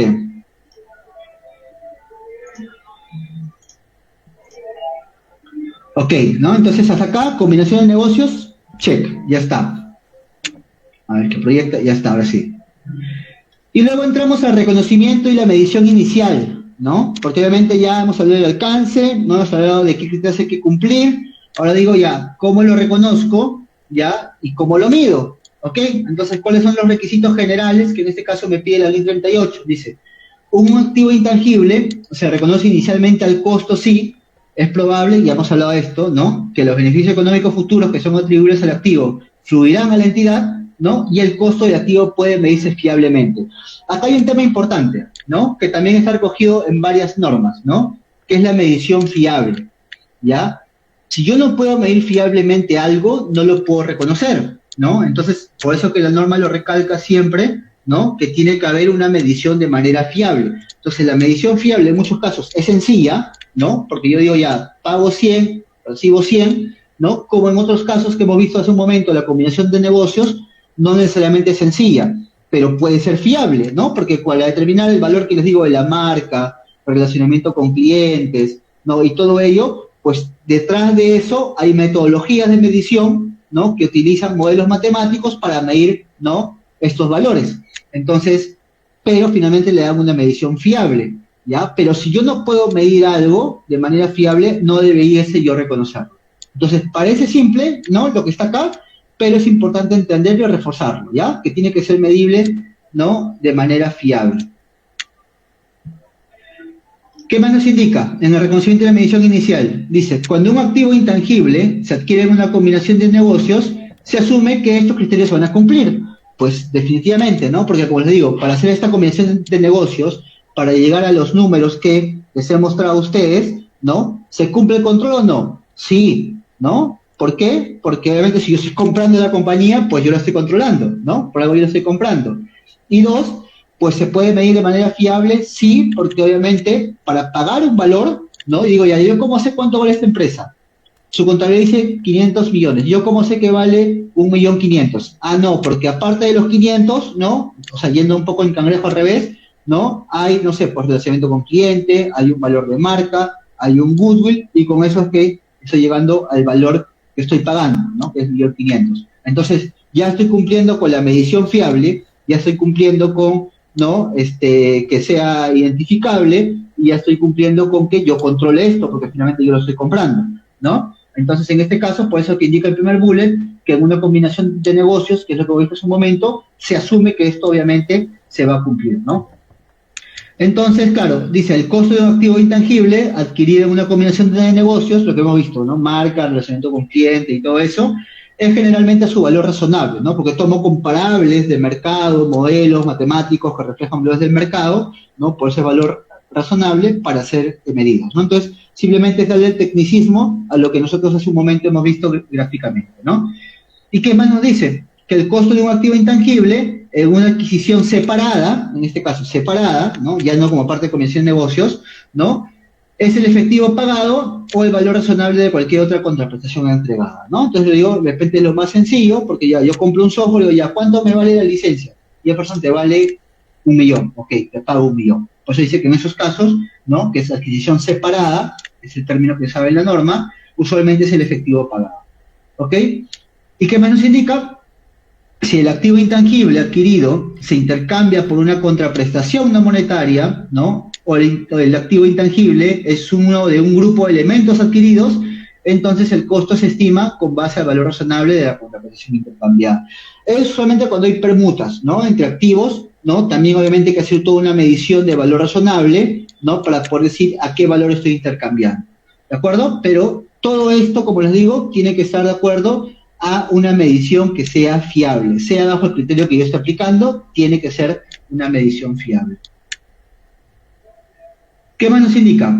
El costo de un activo intangible adquirido por separado incluye el desembolso directamente atribuible al preparar el activo para su uso previsto, y los principios analizados con respecto a la propiedad, planta y equipo se aplican igualmente al reconocimiento de activos intangibles. ¿Qué pasa cuando vemos NIC 16, que es propiedad, planta y equipo? Usualmente la norma te dice, oye, tú tienes que activar todos los desembolsos, ¿no? Que permitan que el activo esté, en este caso, ¿no? Apto para su uso previsto, ¿no? O que esté listo para su uso previsto. Entonces, todo lo que tú incurras desde el momento 1, en este caso el desembolso principal, hasta cualquier otro adicional que puedas llegar para poner el activo en las condiciones que tú esperas, eso forma parte del costo del activo, y lo mismo aplica para los intangibles. Por eso que acá hace un poco la referencia a la NIC 16. ¿Qué más nos indica? Que el costo de un activo intangible generado internamente incluye todos los costos directamente atribuibles necesarios para crear, producir, preparar el activo, para que sea capaz de operar en la forma prevista por la administración, incurridos desde la fecha que el activo cumple por primera vez los criterios de reconocimiento. Entonces, claro, ahorita vamos a entrar a ver un poco esto de los activos generados internamente, ¿no? Pero si volvemos al otro caso que habíamos visto, donde había un software y el know-how, y nos centramos únicamente en el software, ¿no? Que se generó internamente, lo que te dice, en este caso la norma es 1, ¿ya? Tienes que identificar cuál es el uso previsto que la gerencia le quiere dar a ese intangible, ¿no? Tienes que identificar cuál es el uso previsto que la gerencia le quiere dar a ese intangible. Y cuando tú identifiques ese hito, ¿no? Todo lo que está hacia atrás, ¿no? En este caso, todo lo que yo incurra para crear, producir y reparar este activo, ya, en la forma en que la gerencia lo ha previsto, ¿no? Todo forma en este caso parte del costo del activo intangible. Eso es en los casos donde el activo intangible es generado internamente, ¿no? Entonces, todo lo que yo incurra, y acá nuevamente, por eso les digo, chicos, ¿no? El mundo de las normas tiene mucho tema de juicio, pero más allá del juicio, y que es algo que aprendemos, por ejemplo, nosotros en auditoría, es el conocimiento de la entidad, ¿ya? Yo no puedo hacer nada de esto, y acá disculpen que va el paréntesis, yo no puedo hacer nada de esto si no conozco las compañías, ¿no? ¿Dónde hemos sufrido mucho o dónde sufrieron mucho los contadores? Por ejemplo, cuando entró en vigencia la NIF 15, que es la de ingreso, ¿ya? Cuando entró en vigencia la NIF 9, que es la de instrumentos financieros, cuando entró en vigencia la NIF 16, que es de arrendamientos. Ahí hubo como que una crisis, ¿ya? Porque para poder adoptar esas normas, en este caso el contador, ¿no? Tenía que conocer las operaciones de la compañía para poder adoptarla de manera correcta. Entonces, las normas como tal, chicos, más allá de simplemente aplicar los párrafos como tal, me llevan a la responsabilidad de que yo tenga que conocer la operación de la compañía para justamente identificar, por ejemplo, estos hitos, ¿no? De nada me sirve que yo como contador trabaje aislado, como un área de back office que solamente se dedica a registrar comprobantes y emitir estados financieros. Tengo que conocer la compañía, conocer sus transacciones para poder reflejar todos estos fenómenos que están en torno justamente a esas transacciones, ¿no? ¿Por qué? Porque mira, acá tenemos un ejemplo claro, ¿no? ¿Qué pasa si yo no conozco cuál es el uso que la compañía le quiere dar? Probablemente diga, ya, ¿cuánto se gastaron en el desarrollo de este software? Ah, ya, 1.000, ya, ok, mira el costo, y todo el resto gasto. Cuando de repente, aparte de esos 1.000, habían otros conceptos que se incurrieron para que finalmente lleguemos al punto donde ya el software generado internamente, por ejemplo, estuvo listo para su uso. Entonces, si yo no conozco la compañía, no voy a poder aplicar bien todo lo que me dicen las normas. Por eso de ahí lo importante del conocimiento de la entidad. ¿Ok? Cierro paréntesis. Y luego, ¿qué más indica? El gasto en actividades de capacitación, ineficiencias identificadas, pérdidas operativas iniciales, ¿no? De puesta en marcha y todo eso, se reconocen como gastos, ¿ya? No forman parte del costo inicial del activo intangible generado internamente. ¿Ok? Capacitaciones, ineficiencias identificadas, pérdidas operativas, ¿no? En el momento inicial, pucha, no sé, acá se perdió algo, eso no forma parte del costo del activo. ¿De acuerdo? Entonces ahí la norma también es clara al respecto. Y acá entramos a lo otro, ¿no? Que seguramente es uno de los términos también bastante conocidos, ¿no? Del mundo de los intangibles, que en este caso es, ¿no? La investigación y desarrollo, ¿ya? La investigación y desarrollo, ¿ya? Que ya va orientado un poco a activos intangibles que yo voy a generar internamente, ¿no? Entonces, ¿qué dice? La investigación es una investigación original, valga la redundancia, y planificada, ¿ya? Que se lleve a cabo con la perspectiva de obtener nuevos conocimientos y comprensión científica o técnica, ¿ya? Entonces, ¿qué dicen? Los desembolsos de investigación se contabilizan como gasto a medida en que se incurre, ¿ya? O sea, todo lo que yo incurro en la etapa de investigación, ¿no? Que básicamente es una etapa en la cual yo me dedico a obtener nuevos conocimientos, ¿no? A comprender científicamente cómo lo voy a hacer, qué técnicas voy a utilizar. Todos estos desembolsos que yo hago en ese momento, ¿no? Forman parte o van directamente al gasto, no forman parte del intangible, ¿ya? Entonces, pues acá viene ya la particularidad, ¿no? De los intangibles que se desarrollan internamente, ¿no? Porque ya habíamos hablado, ¿no? Hasta qué momento yo voy a llegar a capitalizar los desembolsos en el intangible, ¿ya? Pero no nos vamos a pensar desde qué momento, ¿no? Entonces, acá vamos a dar respuesta a él desde qué momento, ¿no? Ya tenemos claro hasta qué momento, ¿no? Hasta que esté listo para, ¿no? El uso del PRIM previsto de la gerencia. ¿Desde qué momento? Acá lo vamos a ver. Porque usualmente para construir este activo intangible generado internamente, tengo que haber pasado por una etapa de investigación, ¿no? Que es una etapa exploratoria de conocimientos y todo esto, de técnicas, ¿ya? Y post ello, la fase de desarrollo, donde ya yo voy a aplicar lo que he aprendido de la fase de investigación u otros conocimientos que están inmersos a estos, al plano de diseño para la producción de materiales, ya, en la etapa de producción como tal o para el uso comercial de la compañía, que la compañía le queda a ellos. Entonces, ¿qué es lo importante, chicos, cuando yo hablo de un intangible generado internamente? ¿Ya? Que yo identifique esto, y ahí nuevamente, ¿no? Disculpen por ser cargosos, conocimiento de la entidad, conocimiento de los planes de la gerencia. Usualmente nosotros, por ejemplo, yo como auditor, cuando tenemos estos casos, decimos ya, necesito ver cuál es el plan de la gerencia de este intangible desarrollado internamente para identificar cuál es el periodo de investigación que ellos han tenido, ¿no? Para desarrollar esto, y cuál es el periodo de desarrollo, ¿no? Donde ya va a ejecutar todo lo que ellos han aprendido para desarrollar este intangible. Entonces, todo lo que esté de investigación hacia atrás va al gasto. Y todo lo que esté del desarrollo hasta el momento en que el intangible está listo para los usos de los fines previstos de la gerencia, va y forma parte del costo del intangible como tal. ¿De acuerdo? Esos son los hitos, ¿no? Inicio, ¿no? Que es investigación, ¿no? El momento de la entrada al desarrollo, que es el momento desde el cual yo voy a empezar a costear todo, hasta el momento en que el activo intangible desarrollado internamente cumpla con lo que la gerencia esperaba que tenía que cumplir para empezar a operar. Esos son los hitos, chicos.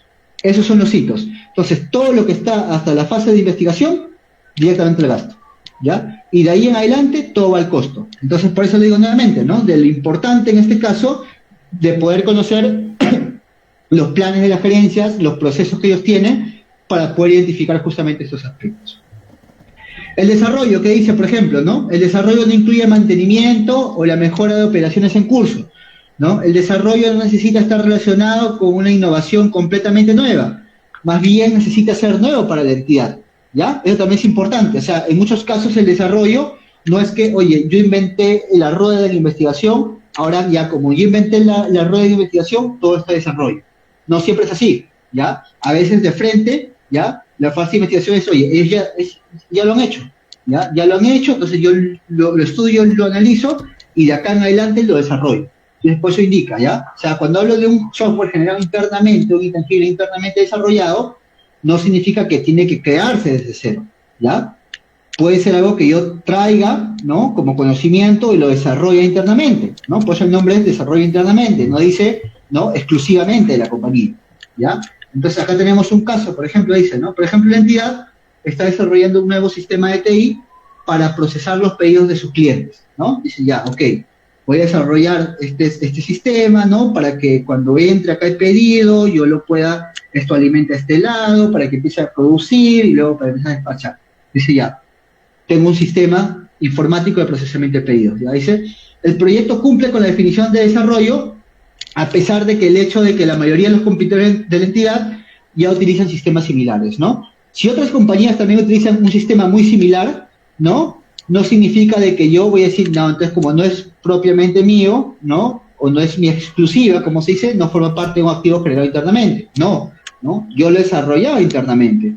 Entonces, eso sí forma parte, ¿no? Como les digo, de la definición de un activo intangible, ¿ya? A pesar de que la competencia ya lo puedo estar utilizando, ¿no? Tengo sistemas muy similares. Entonces, como les digo, no es que yo invente la rueda, es simplemente que sea nuevo para la compañía, ¿ok? Para que cumpla con la definición de activos intangibles desarrollados internamente. ¿Y qué pasa con intangibles desarrollados internamente? ¿No? Que era un poco lo que estábamos hablando. Si un activo intangible generado internamente surge de la fase de desarrollo de un proyecto, entonces el gasto directamente atribuible se capitaliza desde la fecha en la que la entidad puede mostrar, ¿no? Estas son un poco las condiciones para empezar a decir, oye, ya Jefferson, todo muy, muy bonito, pero ¿desde qué momento yo digo que puede ser la fase de desarrollo, ¿no? Entonces hay ciertas condiciones, ¿no? O ciertas pistas que me pueden ayudar a ello. ¿Qué dice? De que en ese momento ya yo vea una viabilidad técnica de poder completar el activo intangible, ¿no? Hoy parado acá, o sea, ya investigué y todo, y digo, mira, ¿sabes qué, Jefferson? Sí, pues, o sea, con todo lo que he investigado y he visto, yo creo que sí es viable que yo lo pueda hacer. Ok, perfecto, ¿no? Si es viable, adelante. Todo de aquí hasta la que esté listo, fase de desarrollo. Cuando hay una intención de completar el intangible y usarlo, venderlo, ¿no? Porque de repente yo llego a la fase de investigación y digo, pucha, ya, ok, investigué, pero tal vez no me va a servir, no, vamos a ver qué es lo que pasa, no, es en el plan de desarrollo, es que yo voy a utilizarlo o de repente lo voy a vender, ¿no? Pues tiene que haber un plan acá. La capacidad para usar el intangible, obviamente, ¿no? Tengo que tener la capacidad de esto. como el intangible, tengo que demostrar cómo me va a generar beneficios económicos futuros, ¿no? Si estoy creando, por ejemplo, un software, tengo que demostrar en qué me va a beneficiar el desarrollo de este software, ¿no? La disponibilidad de recursos técnicos, financieros y otro tipo, ¿no? Tiene que haber una viabilidad financiera de recursos para poder completar la fase de desarrollo. Si no hay esa viabilidad financiera y de recursos, pues probablemente no va a llegar a completarse. Entonces yo digo, oye, probablemente no necesite capitalizarse esto de acá porque no lo vas a concluir y frente al gasto, ¿no? Y la capacidad para medir de manera confiable el gasto o el desembolso atribuido al intangible durante su desarrollo, ¿no? Tengo que poder medirlo de manera identificable, sea horas hombre, sea este desembolso, lo otro, para que finalmente forme parte de este costo del intangible en la etapa de desarrollo. ¿Listo? Y ojo acá, las normas contables prohíben específicamente que la capitalización de gastos en activos intangibles generados internamente, como marcas, cabeceras, títulos de publicaciones, lista de clientes y elementos similares, ¿no? Entonces, una cosa son los intangibles que yo adquiera como parte de una combinación de negocios, ¿no? Que es lo que habíamos visto, ¿no? Por ejemplo, tenía marcas, tenía relacionamiento con clientes, eso es una cosa, pero no puedo decir, oye, esta marca, por ejemplo, no puedo yo decir que esta marca que yo estoy utilizando, que es mía, ¿no? Que yo he creado, esa marca no se reconoce en estados financieros, ¿ya? Solamente deberá reconocer si es que hubiese una compra en negocio, el que me lo compra, ¿no? Porque obviamente está pagando por esto, ¿no? Pero si es una marca cabecera, título de publicación, lista de cliente o eso que es internamente en la compañía, las normas prohíben que yo reconozca esto como intangible en mi contabilidad. ¿De acuerdo? Ojo ahí, ¿no? Tengamos bastante cuidado. Solamente lo permite para el caso del escenario donde hay una compra de negocios, ¿no? Al comprador porque es lo que está pagando por eso acá, ¿no? Entonces, pero yo como compañía no podría reconocer en mis estados financieros estas marcas, cabeceras que yo he creado internamente. ¿Ya? Y cuando también hablaba de elementos similares, dice, ¿no? Por ejemplo, es una base de datos de información sobre las necesidades de los clientes potenciales que utilizará para ayudarle a asegurar contratos con clientes, ¿no? A veces muchas compañías suelen tener esto, ¿no? Lo que se conoce, por ejemplo, como las Big Data, ¿no? La Big Data usualmente tiene información de clientes donde ya conozco sus gustos, sus tendencias, cada cuánto compra, ¿no? Y todo esto, que me permite tomar mejores decisiones, ¿ya? Por ejemplo, eso a mí como compañía, para mí eso no es un intangible, ¿no? Pero si alguien me lo viniera y me comprara a mí como empresa, probablemente el valor que me va a comprar, ¿no? En el importe que a veces puedo usar nuevamente, como le digo, la combinación de negocios, ahí se te haga reconocerlo. Pero yo internamente no puedo yo hacerme ese reconocimiento. ¿Ok? Y acá entramos a lo bonito también, ¿no?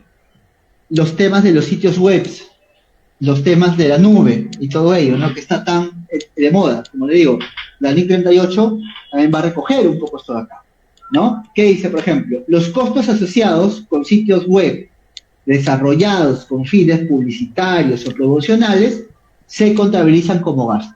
Entonces, acá tengamos mucho cuidado, ¿ah? Claro, porque yo puedo incurrir en el desarrollo de un sitio web, pero ese sitio web es para promocionar mi producto, ¿no? Para contactar con los clientes, ¿no? Para lanzar ofertas, etc. Esos sitios web, como tienen un carácter comercial, promocional, tienen un carácter publicitario o promocional, lo que yo incurra para desarrollar ese sitio web, se va al gasto, ¿ya? Se va al gasto, ¿no? Y con respecto a otros sitios web, ¿no? Los costos incurridos durante la etapa de planificación también se van a contabilizar como gasto, ¿no? Cuando se incurre, ¿no? Si tengo cualquier otro tipo de sitio web que estoy yo desarrollando internamente, ¿ya? En esa etapa de planificación para desarrollarlo, decir, oye, ¿qué va a ir, qué no va a ir? Todos esos desembolsos que haga van directamente también al gasto, ¿no?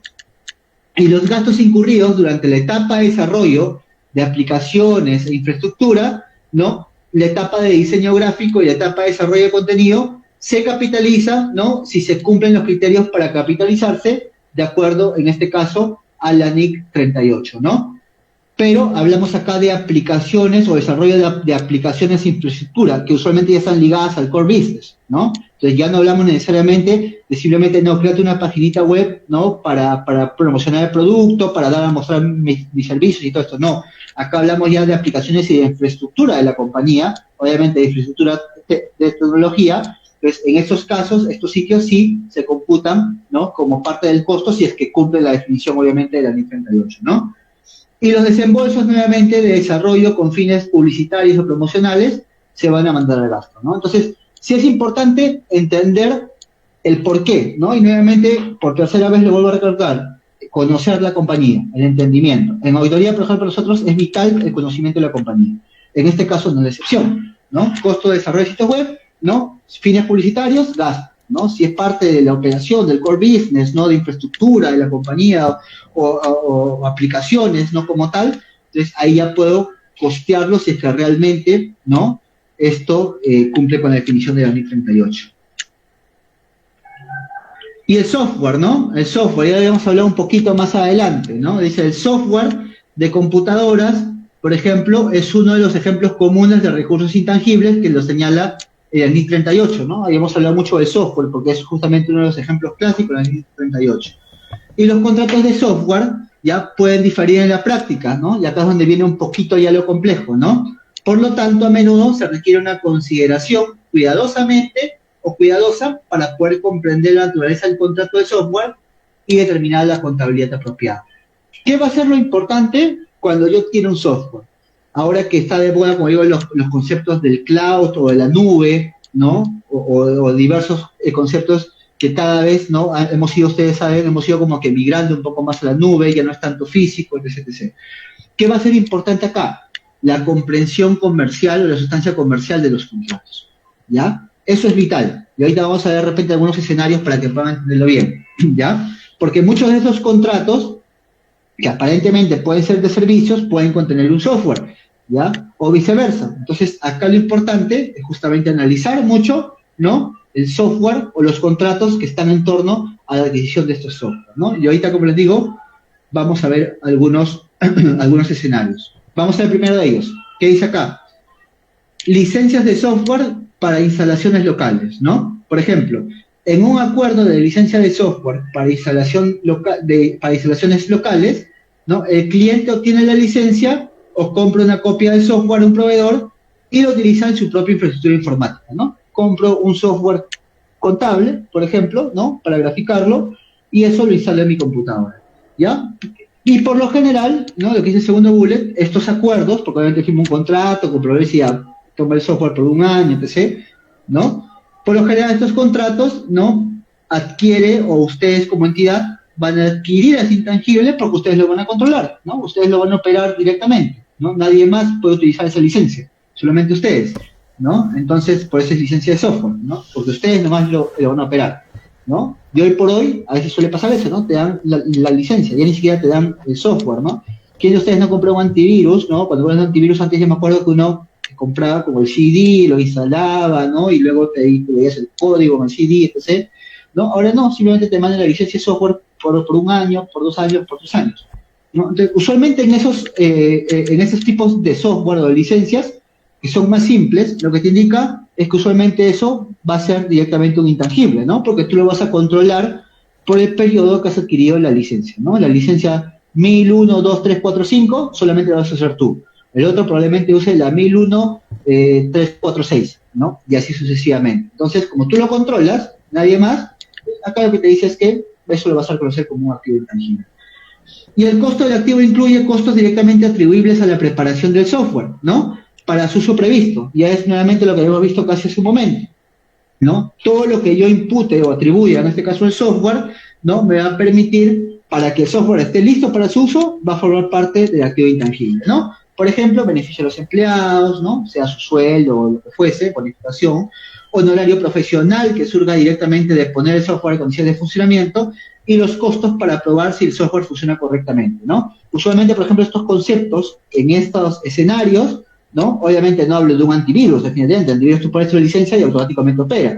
Pero imagínate, no sé, pues un software que sea contable, ¿no? Entonces dices, ya, ¿sabes qué? Tengo que incurrir en horas hombres, ¿no? Para que en este caso preparen el software, ¿no? O tiene que venir, no sé, un tercero, o el mismo proveedor, yo puedo contratar, ¿no? A uno de sus técnicos para que venga, para que lo instale, ¿no? Para que vea que en este caso está funcionando bien. Ya, todos esos conceptos, como son necesarios para que este software que estoy comprando pueda operar de la manera apropiada o que yo espero, forman parte del activo intangible, ¿no? Entonces, este es el ejemplito de repente más usual y de repente más sencillo de entender porque son software que no son complejos. ¿Todo bien acá? ¿Sí? Perfecto, gracias, gracias. ¿Qué más?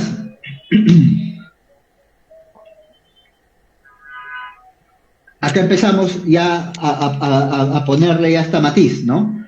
Acuerdos de computación en la nube, ¿no? Que también está, como le digo, muy de moda. Dice, una entidad puede celebrar un contrato en virtud del cual va a pagar una tarifa a cambio de servicios de software alojados por un proveedor, ¿no? Comúnmente denominados acuerdos de software como servicio, ¿no? En inglés es SaaS, o acuerdos de computación en la nube, que también puede pasar, ¿no? Depende que uno de ustedes es más tecnológico acá, ¿no? Sabe que existen estos servicios de computación en la nube, ¿no?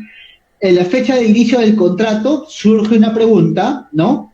Sobre si la entidad recibe un activo de software o un servicio sobre el plazo del contrato, ¿no? Pues, oye, finalmente ya, yo tengo este espacio para subir mi información en la nube. Finalmente, ¿que es un servicio o estoy adquiriendo el espacio para el alquiler en la nube? ¿No? Entonces, acá en este caso, el Comité de Interpretación de las NIF, ¿no? Porque es algo que es curioso en el mundo de las normas, ¿no? Es que a veces suelen pasar consultas, ¿no? O sea, ¿cómo es que nacen las enmiendas a las NIF o cómo es que nacen las mismas NIF como tal? Porque en este caso el órgano que es el GSB recibe consultas o comentarios y pues va viendo, ¿no? Si esas consultas pueden ser tratadas dentro del mismo marco de la norma pertinente, pues no hace nada adicional y usualmente hace una aclaratoria, pero si es que realmente se necesita especificar o poner una posición, pues ahí es donde vienen las famosas adendas a las NIF, ¿no? Que año a año siempre hay, ¿no? Año a año siempre hay, ¿ya? Pero en este caso, como le digo, el comité también recibió esas consultas, ¿no? El IASB, y señaló que dichos acuerdos son contratos de servicios, ¿no? A menos que al inicio del contrato una entidad reciba un activo de software, ¿no? Y una entidad puede recibir un activo de software, sí, el contrato contiene un arrendamiento de software, según la NIS 16, o la entidad obtiene de otro modo el control del software. Entonces, si solamente es un servicio de almacenamiento, por ejemplo, en la nube, pues directamente eso va al servicio, ¿no? O al gasto, perdóname. Pero si ese contrato, que aparentemente era de servicio de almacenamiento de la nube, también contiene un software, ¿no? Entonces, probablemente yo tenga que, ¿no? Separar ese software para medirlo porque es identificable, lo que habíamos estudiado. ¿Y cómo yo puedo hacer eso? Pues siguiendo los lineamientos de NIS 16, ¿no? O concluyendo que tengo un control de ese software según NIS 38. ¿Y por qué hace referencia a NIS 16? Sin ánimos de extenderme mucho, ¿ya? La NIS 16 habla de arrendamientos, ¿no? Y usualmente cuando hablo de arrendamientos es porque tengo un contrato de arrendamientos. Pero ¿qué puede pasar? En algunos casos los contratos de arrendamientos pueden tener bienes asociados a esos arrendamientos, ¿no? Y es por eso que ahí se conoce, por ejemplo, como un arrendamiento implícito. Solamente un casito para que lo entiendan rápidamente y que lo pueda alinear a esto. Yo, por ejemplo, soy una empresa que contrata o firma un contrato de servicios con una empresa de transporte de camiones para que lleve toda mi mercadería a diversos lugares, ¿no? En todo el Perú. Ya, te contrato, firmamos un contrato por 2 años y tú me vas a hacer el transporte, ¿no? Con tus camiones, en este caso de mi mercadería. Entonces uno dice, ok, bueno, es un contrato de servicio, ¿no? Estoy contratando para que me transportes. Pero ¿qué pasa? Cuando yo empiezo a ver si hay un arrendamiento implícito, veo las condiciones del contrato. Y en este caso, ¿qué me pregunto? Digo, ya, ¿cuáles son los camiones que van a operar? ¿No? Y hay muchos contratos que dicen, ya, mira, yo te voy a dar 10 camiones. El camión A, que es la placa tal, el camión B, que es la placa tal, el camión C, que es la placa tal, va a ser para tu uso exclusivo, y así una serie de consideraciones que finalmente cuando tú ves el contrato dices, oye, finalmente yo controlo este bien, ¿no? Ok, no lo estoy comprando, pero es parte del contrato de servicio. Entonces, por eso se conoce ahí, por ejemplo, como arrendamiento implícito, porque implícitamente estoy arrendando esos bienes, de acuerdo al marco de NIS 16, que es arrendamiento, y bueno, ya la NIS 16 te habla del activo por derecho en uso y el pasivo por arrendamiento, pero hay un concepto implícito que está metido dentro del contrato de servicio. Entonces, esos lineamientos son lo mismo que se puede usar acá, ¿no? Porque también, claro, nace como un contrato de servicio en la nube, pero puedo ver si tengo un software asociado que me da exclusivamente un uso a mí, que tengo una licencia en particular, y etc, etc, etc. Entonces, un contrato que nació de servicio pudiera identificarme también un activo intangible. ¿Ok? ¿Qué más tenemos acá? costos de implementación en un acuerdo de computación en la nube, que es un contrato de servicios, dice. En un acuerdo de computación en la nube, que es un contrato de servicios, ya lo hemos visto usualmente, los costos de implementación iniciales a menudo se requieren contabilizar como gasto cuando se realiza el servicio de implementación relacionado, ¿no? En esos contratos de servicio. Entonces, claro, como no voy a capitalizarlo, porque finalmente estoy diciendo que es un contrato de servicio, ¿no? Entonces los desembolsos que yo hago iniciales para implementar este almacenamiento en la nube, ¿no? Van también directamente al gasto, en consecuencia. No tendría sentido que tenga un intangible cuando luego el contrato de almacenamiento en la nube finalmente es un gasto. Entonces, para ser consecuentes, es gasto y gasto, ¿ok? En esos temas de implementación, ¿no? ¿Y por qué lo especifica aunque parezca obvio? Porque también hemos visto el otro caso donde un software generado internamente o un intangible comprado, o un software comprado a un tercero, ¿no? Pueda requerir que yo incurra en algo adicional para que funcione, ¿no? Como está previsto, ¿no? Y habíamos dicho que en ese escenario eso podría ser parte del costo del intangible, ¿no? En este escenario, como hablo ya de un contrato de servicios como tal de almacenamiento en la nube, entonces también si yo incurro en algún desembolso para que, ok, venga el muchacho, el técnico, y que me explique, o que me instale, que me diga, me tienes que estar acá, todo eso también va al gasto, ¿no? En consecuencia, en estos escenarios. Y por ejemplo, ¿no? Vamos a graficar esto de acá. Dice, la empresa M celebra un acuerdo de computación en la nube, ya, con el proveedor S, que le proporciona a M acceso al software de S durante un periodo de 3 años, ¿ya? ¿Y qué dice acá? Además del acceso a su software, S acepta proporcionar servicios de migración de datos para ayudar a M en la implementación del software, ¿no? Y las condiciones de pago se estructuran de la siguiente manera, dice, tarifa anual por el acceso al software, 1.000 por año, pagaderos al comienzo de cada año, ¿no? Y tarifa por servicio de migración de datos, 300 pagaderos por adelantado, ¿no? Entonces, acá, ¿cuál es el escenario? Yo soy una empresa M, contraté al proveedor S, ¿no? Y en este caso M le va a dar, o S, perdón, me va a dar acceso a mí por un periodo de 3 años, ¿no? A tener almacenamiento en la nube. Entonces, ¿qué más dice? ¿No? Que además de este servicio de almacenamiento en la nube, también me va a dar, ¿no? Un servicio de que venga una persona de su empresa y me diga, mira, te voy a ayudar a que toda tu información migre a la nube, ¿no? Entonces, ese es un poco el casito. Entonces, ¿qué es lo que te dice? Que yo, por el almacenamiento en la nube, ¿no? Por acceso al software, en este caso, voy a pagar 1.000 por año, ¿no? Que lo voy a pagar al inicio de cada año. Y por la migración, que probablemente sea en un solo momento, voy a pagar 300 en el momento inicial, ¿no? Antes de que todo esto migre. ¿Ya? Entonces, ¿qué es lo que pasa acá? Dice, M va a determinar, eso soy yo, voy a determinar que el contrato no tiene un contrato de arrendamiento de software, ¿no? Ni me va a dar un intangible, ¿no? Ya habíamos dicho el por qué, ¿no? En este caso, ¿no? Y por tanto decimos que es un contrato de servicio, ¿ok? M en este caso va a determinar que el servicio de migración de datos es distinto del acceso al software, porque podría ser realizado por un proveedor distinto, ¿no? Así como yo contraté al técnico de S, puede haber contratado a cualquier técnico de otro lado para que haga ese servicio, ¿ya? Entonces, por lo tanto, no es fundamental para la capacidad de M obtener el beneficio previsto del software, ¿no? Entonces, ¿qué más va a pasar? M va a determinar que los costos de migración de datos no dan lugar a un intangible, definitivamente, porque el servicio como tal tampoco no lo da, ¿ya? Y en cambio debe contabilizarse como gasto cuando se incurre en ello, es decir, cuando recibo el servicio, ¿no? Cuando venga el técnico, ¿no? Y me haga la migración, entonces esos 300 los voy a reconocer al gasto, ¿no? Entonces, ¿qué va a decir? Yo, M, voy a determinar que los honorarios contractuales por el acceso al software y los honorarios por los servicios de migración de datos son coherentes con los precios independientes, ¿ok? Probablemente están a precios de mercado, no hay ningún problema. Y entonces, M, voy a reconocer los 300 en resultados cuando los servicios de migración de datos son prestados a S, ¿no? Entonces, claro, como les decía, ¿no? Cuando viene el técnico, me hace la migración, reconozco esos 300 que he desembolsado como gasto, ¿no?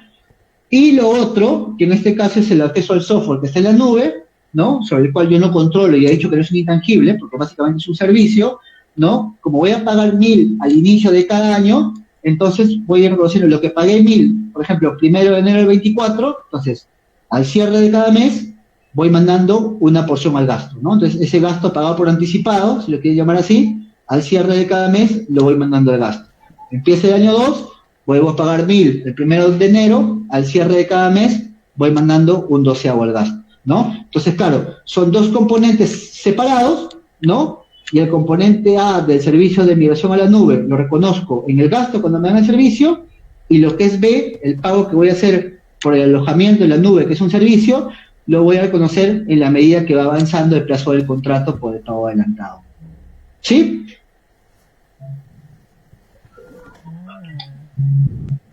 El goodwill, ¿no? Ya habíamos hablado un poco del goodwill, ¿no? Y habíamos hablado que este goodwill usualmente forma parte de los estados financieros, y ojo acá, como digo, depende, no es objeto del tema, pero estos goodwill se reconoce usualmente en los estados financieros consolidados de la empresa que está comprando, ¿no?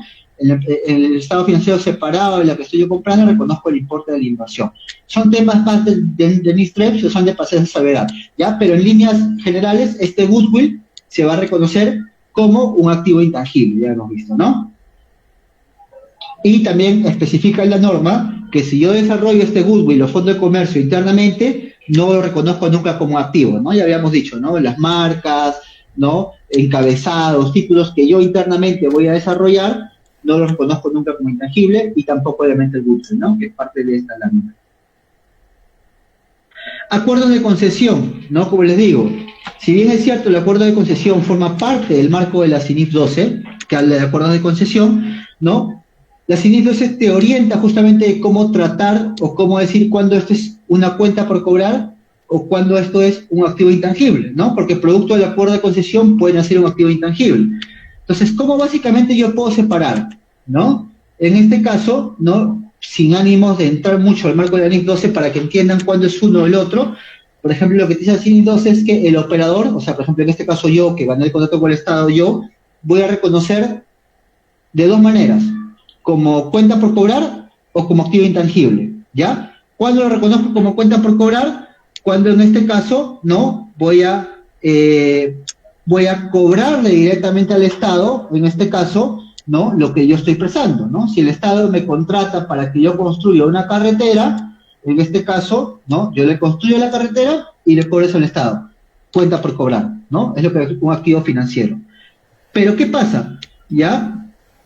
También podría darse que ese contrato me lleve a reconocer un intangible cuando en este caso, por ejemplo, yo tengo el derecho de cobrarle a los usuarios por lo que estoy haciendo. Por ejemplo, el Estado me dice, ¿sabes qué, Jefferson? Construyeme esta carretera y ahí vas a poner tu peaje, ¿no? Vas a poner el peaje para que cobres directamente a las personitas que pasan día a día con sus vehículos. Entonces, en ese escenario, ¿no? Ese contrato que yo firmo con el Estado se va a reconocer como un activo intangible, porque lo voy a cobrar directamente al público final, ¿ok? Entonces, claro, un acuerdo de concesión con el Estado puede tener esas dos figuras, ¿no? O lo cobro directamente a ellos, lo cual me genera una cuenta por cobrar, o lo cobro a través del cobro al público final, ¿no? Como el caso de los peajes, donde en este caso lo reconozco como un intangible. ¿Cómo clasifico los activos intangibles, no? Y acá hay de dos maneras, activos intangibles de vida útil definida o finita y activos intangibles de vida útil indefinida, ¿ya? Básicamente, ¿cómo se distingue uno del otro?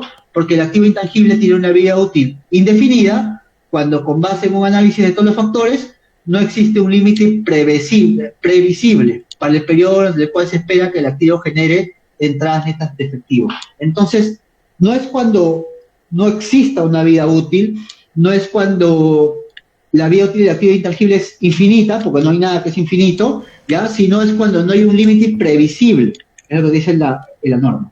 Casos como estos, pues, el caso del goodwill, ¿no? Lo que yo he pagado, por eso que el goodwill no tiene una vida útil, no se amortiza en el tiempo, ¿no? Porque justamente no hay un límite previsible, en este caso, del concepto de goodwill como tal. Entonces, en ese caso, por ejemplo, el goodwill no tiene una vida útil definida, ¿ya?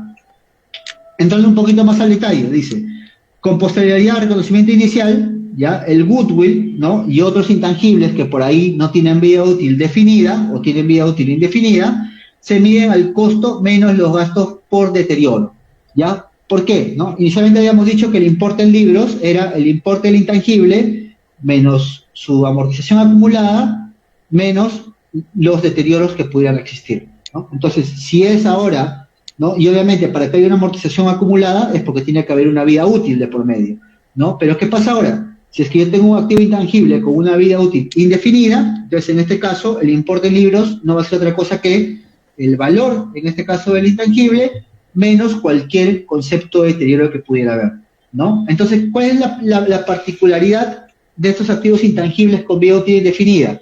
¿Ya? Que sí o sí, al cierre de cada año, tengo que hacerle su evaluación de deterioro. Sí o sí, ¿ya? Entonces, claro, no le pongo una amortización como tal, pero sí o sí tengo que ver si tiene o no un deterioro asociado. ¿Y qué es lo que te dice la norma que es importante? Que esto aplica tanto para NIC 38 como para NIC 16, ¿no? Que al cierre de cada año o de cada ejercicio tienen que evaluar, bueno, en este caso, solamente para activos intangibles de vida útil indefinida, tienes que evaluar si es que realmente sigue siendo de vida útil indefinida. Porque yo puedo decir, por ejemplo, en algunos momentos he tenido casos yo donde a marcas, ¿no? Cuando yo quiero una marca, digo, pucha, esta marca no tiene un fin previsible en el tiempo, entonces le otorgo una vida útil indefinida, pero luego llega el primer año, el segundo año y digo, ya mira, finalmente tengo un plan para que solamente utilice esta marca hasta los siguientes 5 años. Entonces ya en ese momento, ¿no? Esa marca llega a tener una vida útil definida, ¿no? Entonces, usualmente cuando hay cambios en las vidas útiles, ¿no? O cuando hay cambios en estos escenarios, se trata de manera prospectiva, o sea, de acá en adelante, ¿no? Hago los cambios de la medición. Y en la vida útil definida, pues definitivamente, con posterioridad al conocimiento inicial, un activo intangible con una vida útil finita, ¿no? O definida, se amortiza de forma sistemática a lo largo de su vida útil, ¿no? Dice sistemática, no necesariamente lo mismo que lineal, ¿ya? Porque pueden haber otros métodos de amortización, ¿no? Que es lo mismo que en activos fijos, ¿no? De unidades, el método de depreciación decreciente, de unidades producidas, también es muy similar para el caso del NIC 38, ¿ya? Lo que sí tiene que ser de manera sistemática. Pero pudieran haber cambios también en la medición de la vida útil, ¿no? Porque yo puedo decir, mira, hoy, y es lo que pasa a veces con los software, ¿no? En los software que yo quiero, en el año 1 digo, ya, voy a adquirir este software, ¿no? Y yo preveo que me va a durar por 10 años. Llego al año 4, ¿no? Y de pronto digo, pucha, ya salió una nueva versión de este software que es más moderna, más ágil y todo. Entonces, probablemente el software que yo tenía lo voy a usar solamente por un par de años más, para luego darle pase al nuevo software, ¿no? Que es más moderno y todo eso. Entonces, pudieran haber cambios en las vidas útiles y estos cambios se reconocen desde el momento en que yo los identifico en adelante, ¿no? De manera prospectiva. Si antes lo reconocía 10 años su amortización, ahora, parados en el año 4, lo voy a reconocer solamente por el año que estaría como que faltando, ¿no? Para llegar a los 5 años que usualmente me va a dar. Entonces, aplica de manera prospectiva, ¿ya? En los casos de vida útil definida. ¿Y qué métodos de amortización puedo utilizar? Pues ya habíamos visto, ¿no? El que mejor refleje el patrón de beneficios económicos incorporados al activo, ¿ya? A veces sé que lo más práctico, en muchos casos, ¿no? Es poder darle método de amortización lineal, pero eso no implica que no existan otros métodos, ¿no? Como les digo, al igual que la propiedad frente equipo, puede haber el método decreciente, el método de unidades producidas, todo eso va a depender, ¿ya? ¿Qué es lo importante acá? Entender cuál es la mejor manera, ¿no? De amortizar este activo intangible. Entonces, no es algo tributario, no es algo lineal, es algo que involucra mucho juicio por parte de la gerencia, ¿ya? Y acá venía lo que es importante, ¿no? Que les comentaba que aplica tanto para activos fijos como para intangibles, que el método utilizado se va a revisar al menos en cada fecha de presentación de informe anual, ¿no? O sea, al cierre de cada año, yo tengo que revisar ¿qué? El método de amortización, ¿no? Y obviamente la vida útil asociada a ese activo intangible. Sí o sí, al cierre de cada año tengo que hacer esa evaluación. Sé que muchas veces no lo hacemos, ¿ya? Pero ahora ya ustedes que están en estos talleres ya saben que tanto para activos fijos como intangibles, la norma te pide y te exige que al cierre de cada ejercicio tú tengas que hacer la evaluación de la vida útil, justamente por estas cosas que pueden estar pasando, ¿no? Uno de los factores más relevantes que lleva estos cambios es el avance tecnológico, ¿no? Me lleva a decir, el activo que inicialmente estaba para 10 años, no, pues ahora está para 8, está para 7, por cambios tecnológicos. Entonces la norma por eso te pide que al cierre de cada año tú hagas esa evaluación, ¿ya? Y también hay un párrafo en la ley 38 que te dice, oye, yo puedo utilizar el criterio del ingreso que me deja la intangible para amortizarlo, pero eso es solamente para ciertos casos, ¿no? Para ciertos casos como, por ejemplo, acuerdos de concesión, ¿no? Donde habíamos visto, si yo soy un acuerdo de concesión, por ejemplo, un peaje, puedo decir que voy a amortizarlo de acuerdo a la expectativa que yo tenga que el peaje me vaya a generar ingresos, ¿no? Entonces, solamente en casos donde los ingresos y el consumo del beneficio están ligados, puede utilizar este método de amortización, ¿no? Que es exclusivo de los activos intangibles. Y finalmente, ¿no? Ya para cerrar, información a revelar. Todas las normas siempre incluyen una sección de información a revelar, y esta información a revelar para activos intangibles incluyen, pues, una conciliación del periodo inicial del intangible, ¿no? Para ver cómo está cerrando a fin de año, y usualmente esto es comparativo. Básicamente, ¿qué es? ¿No? Digo, saldo inicial del activo intangible, ¿no? Más adiciones de activo intangible, ¿no? Menos retiros de activo intangible, costo del activo intangible, ¿no? Amortización inicial del activo intangible, más amortización del año del intangible, ¿no? Menos cualquier efecto en la baja de la amortización intangible, amortización hacia el intangible. Y la diferencia de los dos, pues el importe en libros neto, en este caso del activo intangible, que es el que se va a presentar en el estado de situación financiera, ¿no? ¿Qué más tengo que revelar? Pues la política contable de la compañía, ¿no? La vida útil de los intangibles, ¿no? Indicar que he hecho la evaluación de la vida útil de intangibles de cada ejercicio, ¿no? Y estos aspectos que son fundamentales para que los usuarios de estados financieros entiendan, ¿no? A plenitud qué activos intangibles tiene la compañía, ¿no? Y a qué vida útil y a qué importe. ¿De acuerdo? Entonces, hasta acá, chicos, es la presentación. Espero la verdad que me hayan seguido. Por ahí con sus reacciones he visto que lo han hecho. Así que espero haber sido didácticos. Como digo, esta es usualmente una norma que es de las más antiguas. De repente me dirá, intangibles parece simple, pero ya vamos viendo cómo el camino va teniendo estas cositas, ¿no? Entonces, igual la presentación yo la voy a compartir, en este caso con Clinton, para que se las pueda pasar a ustedes, ¿no? Y, nada, quedo ahí a su disposición, Clinton. No sé, gracias.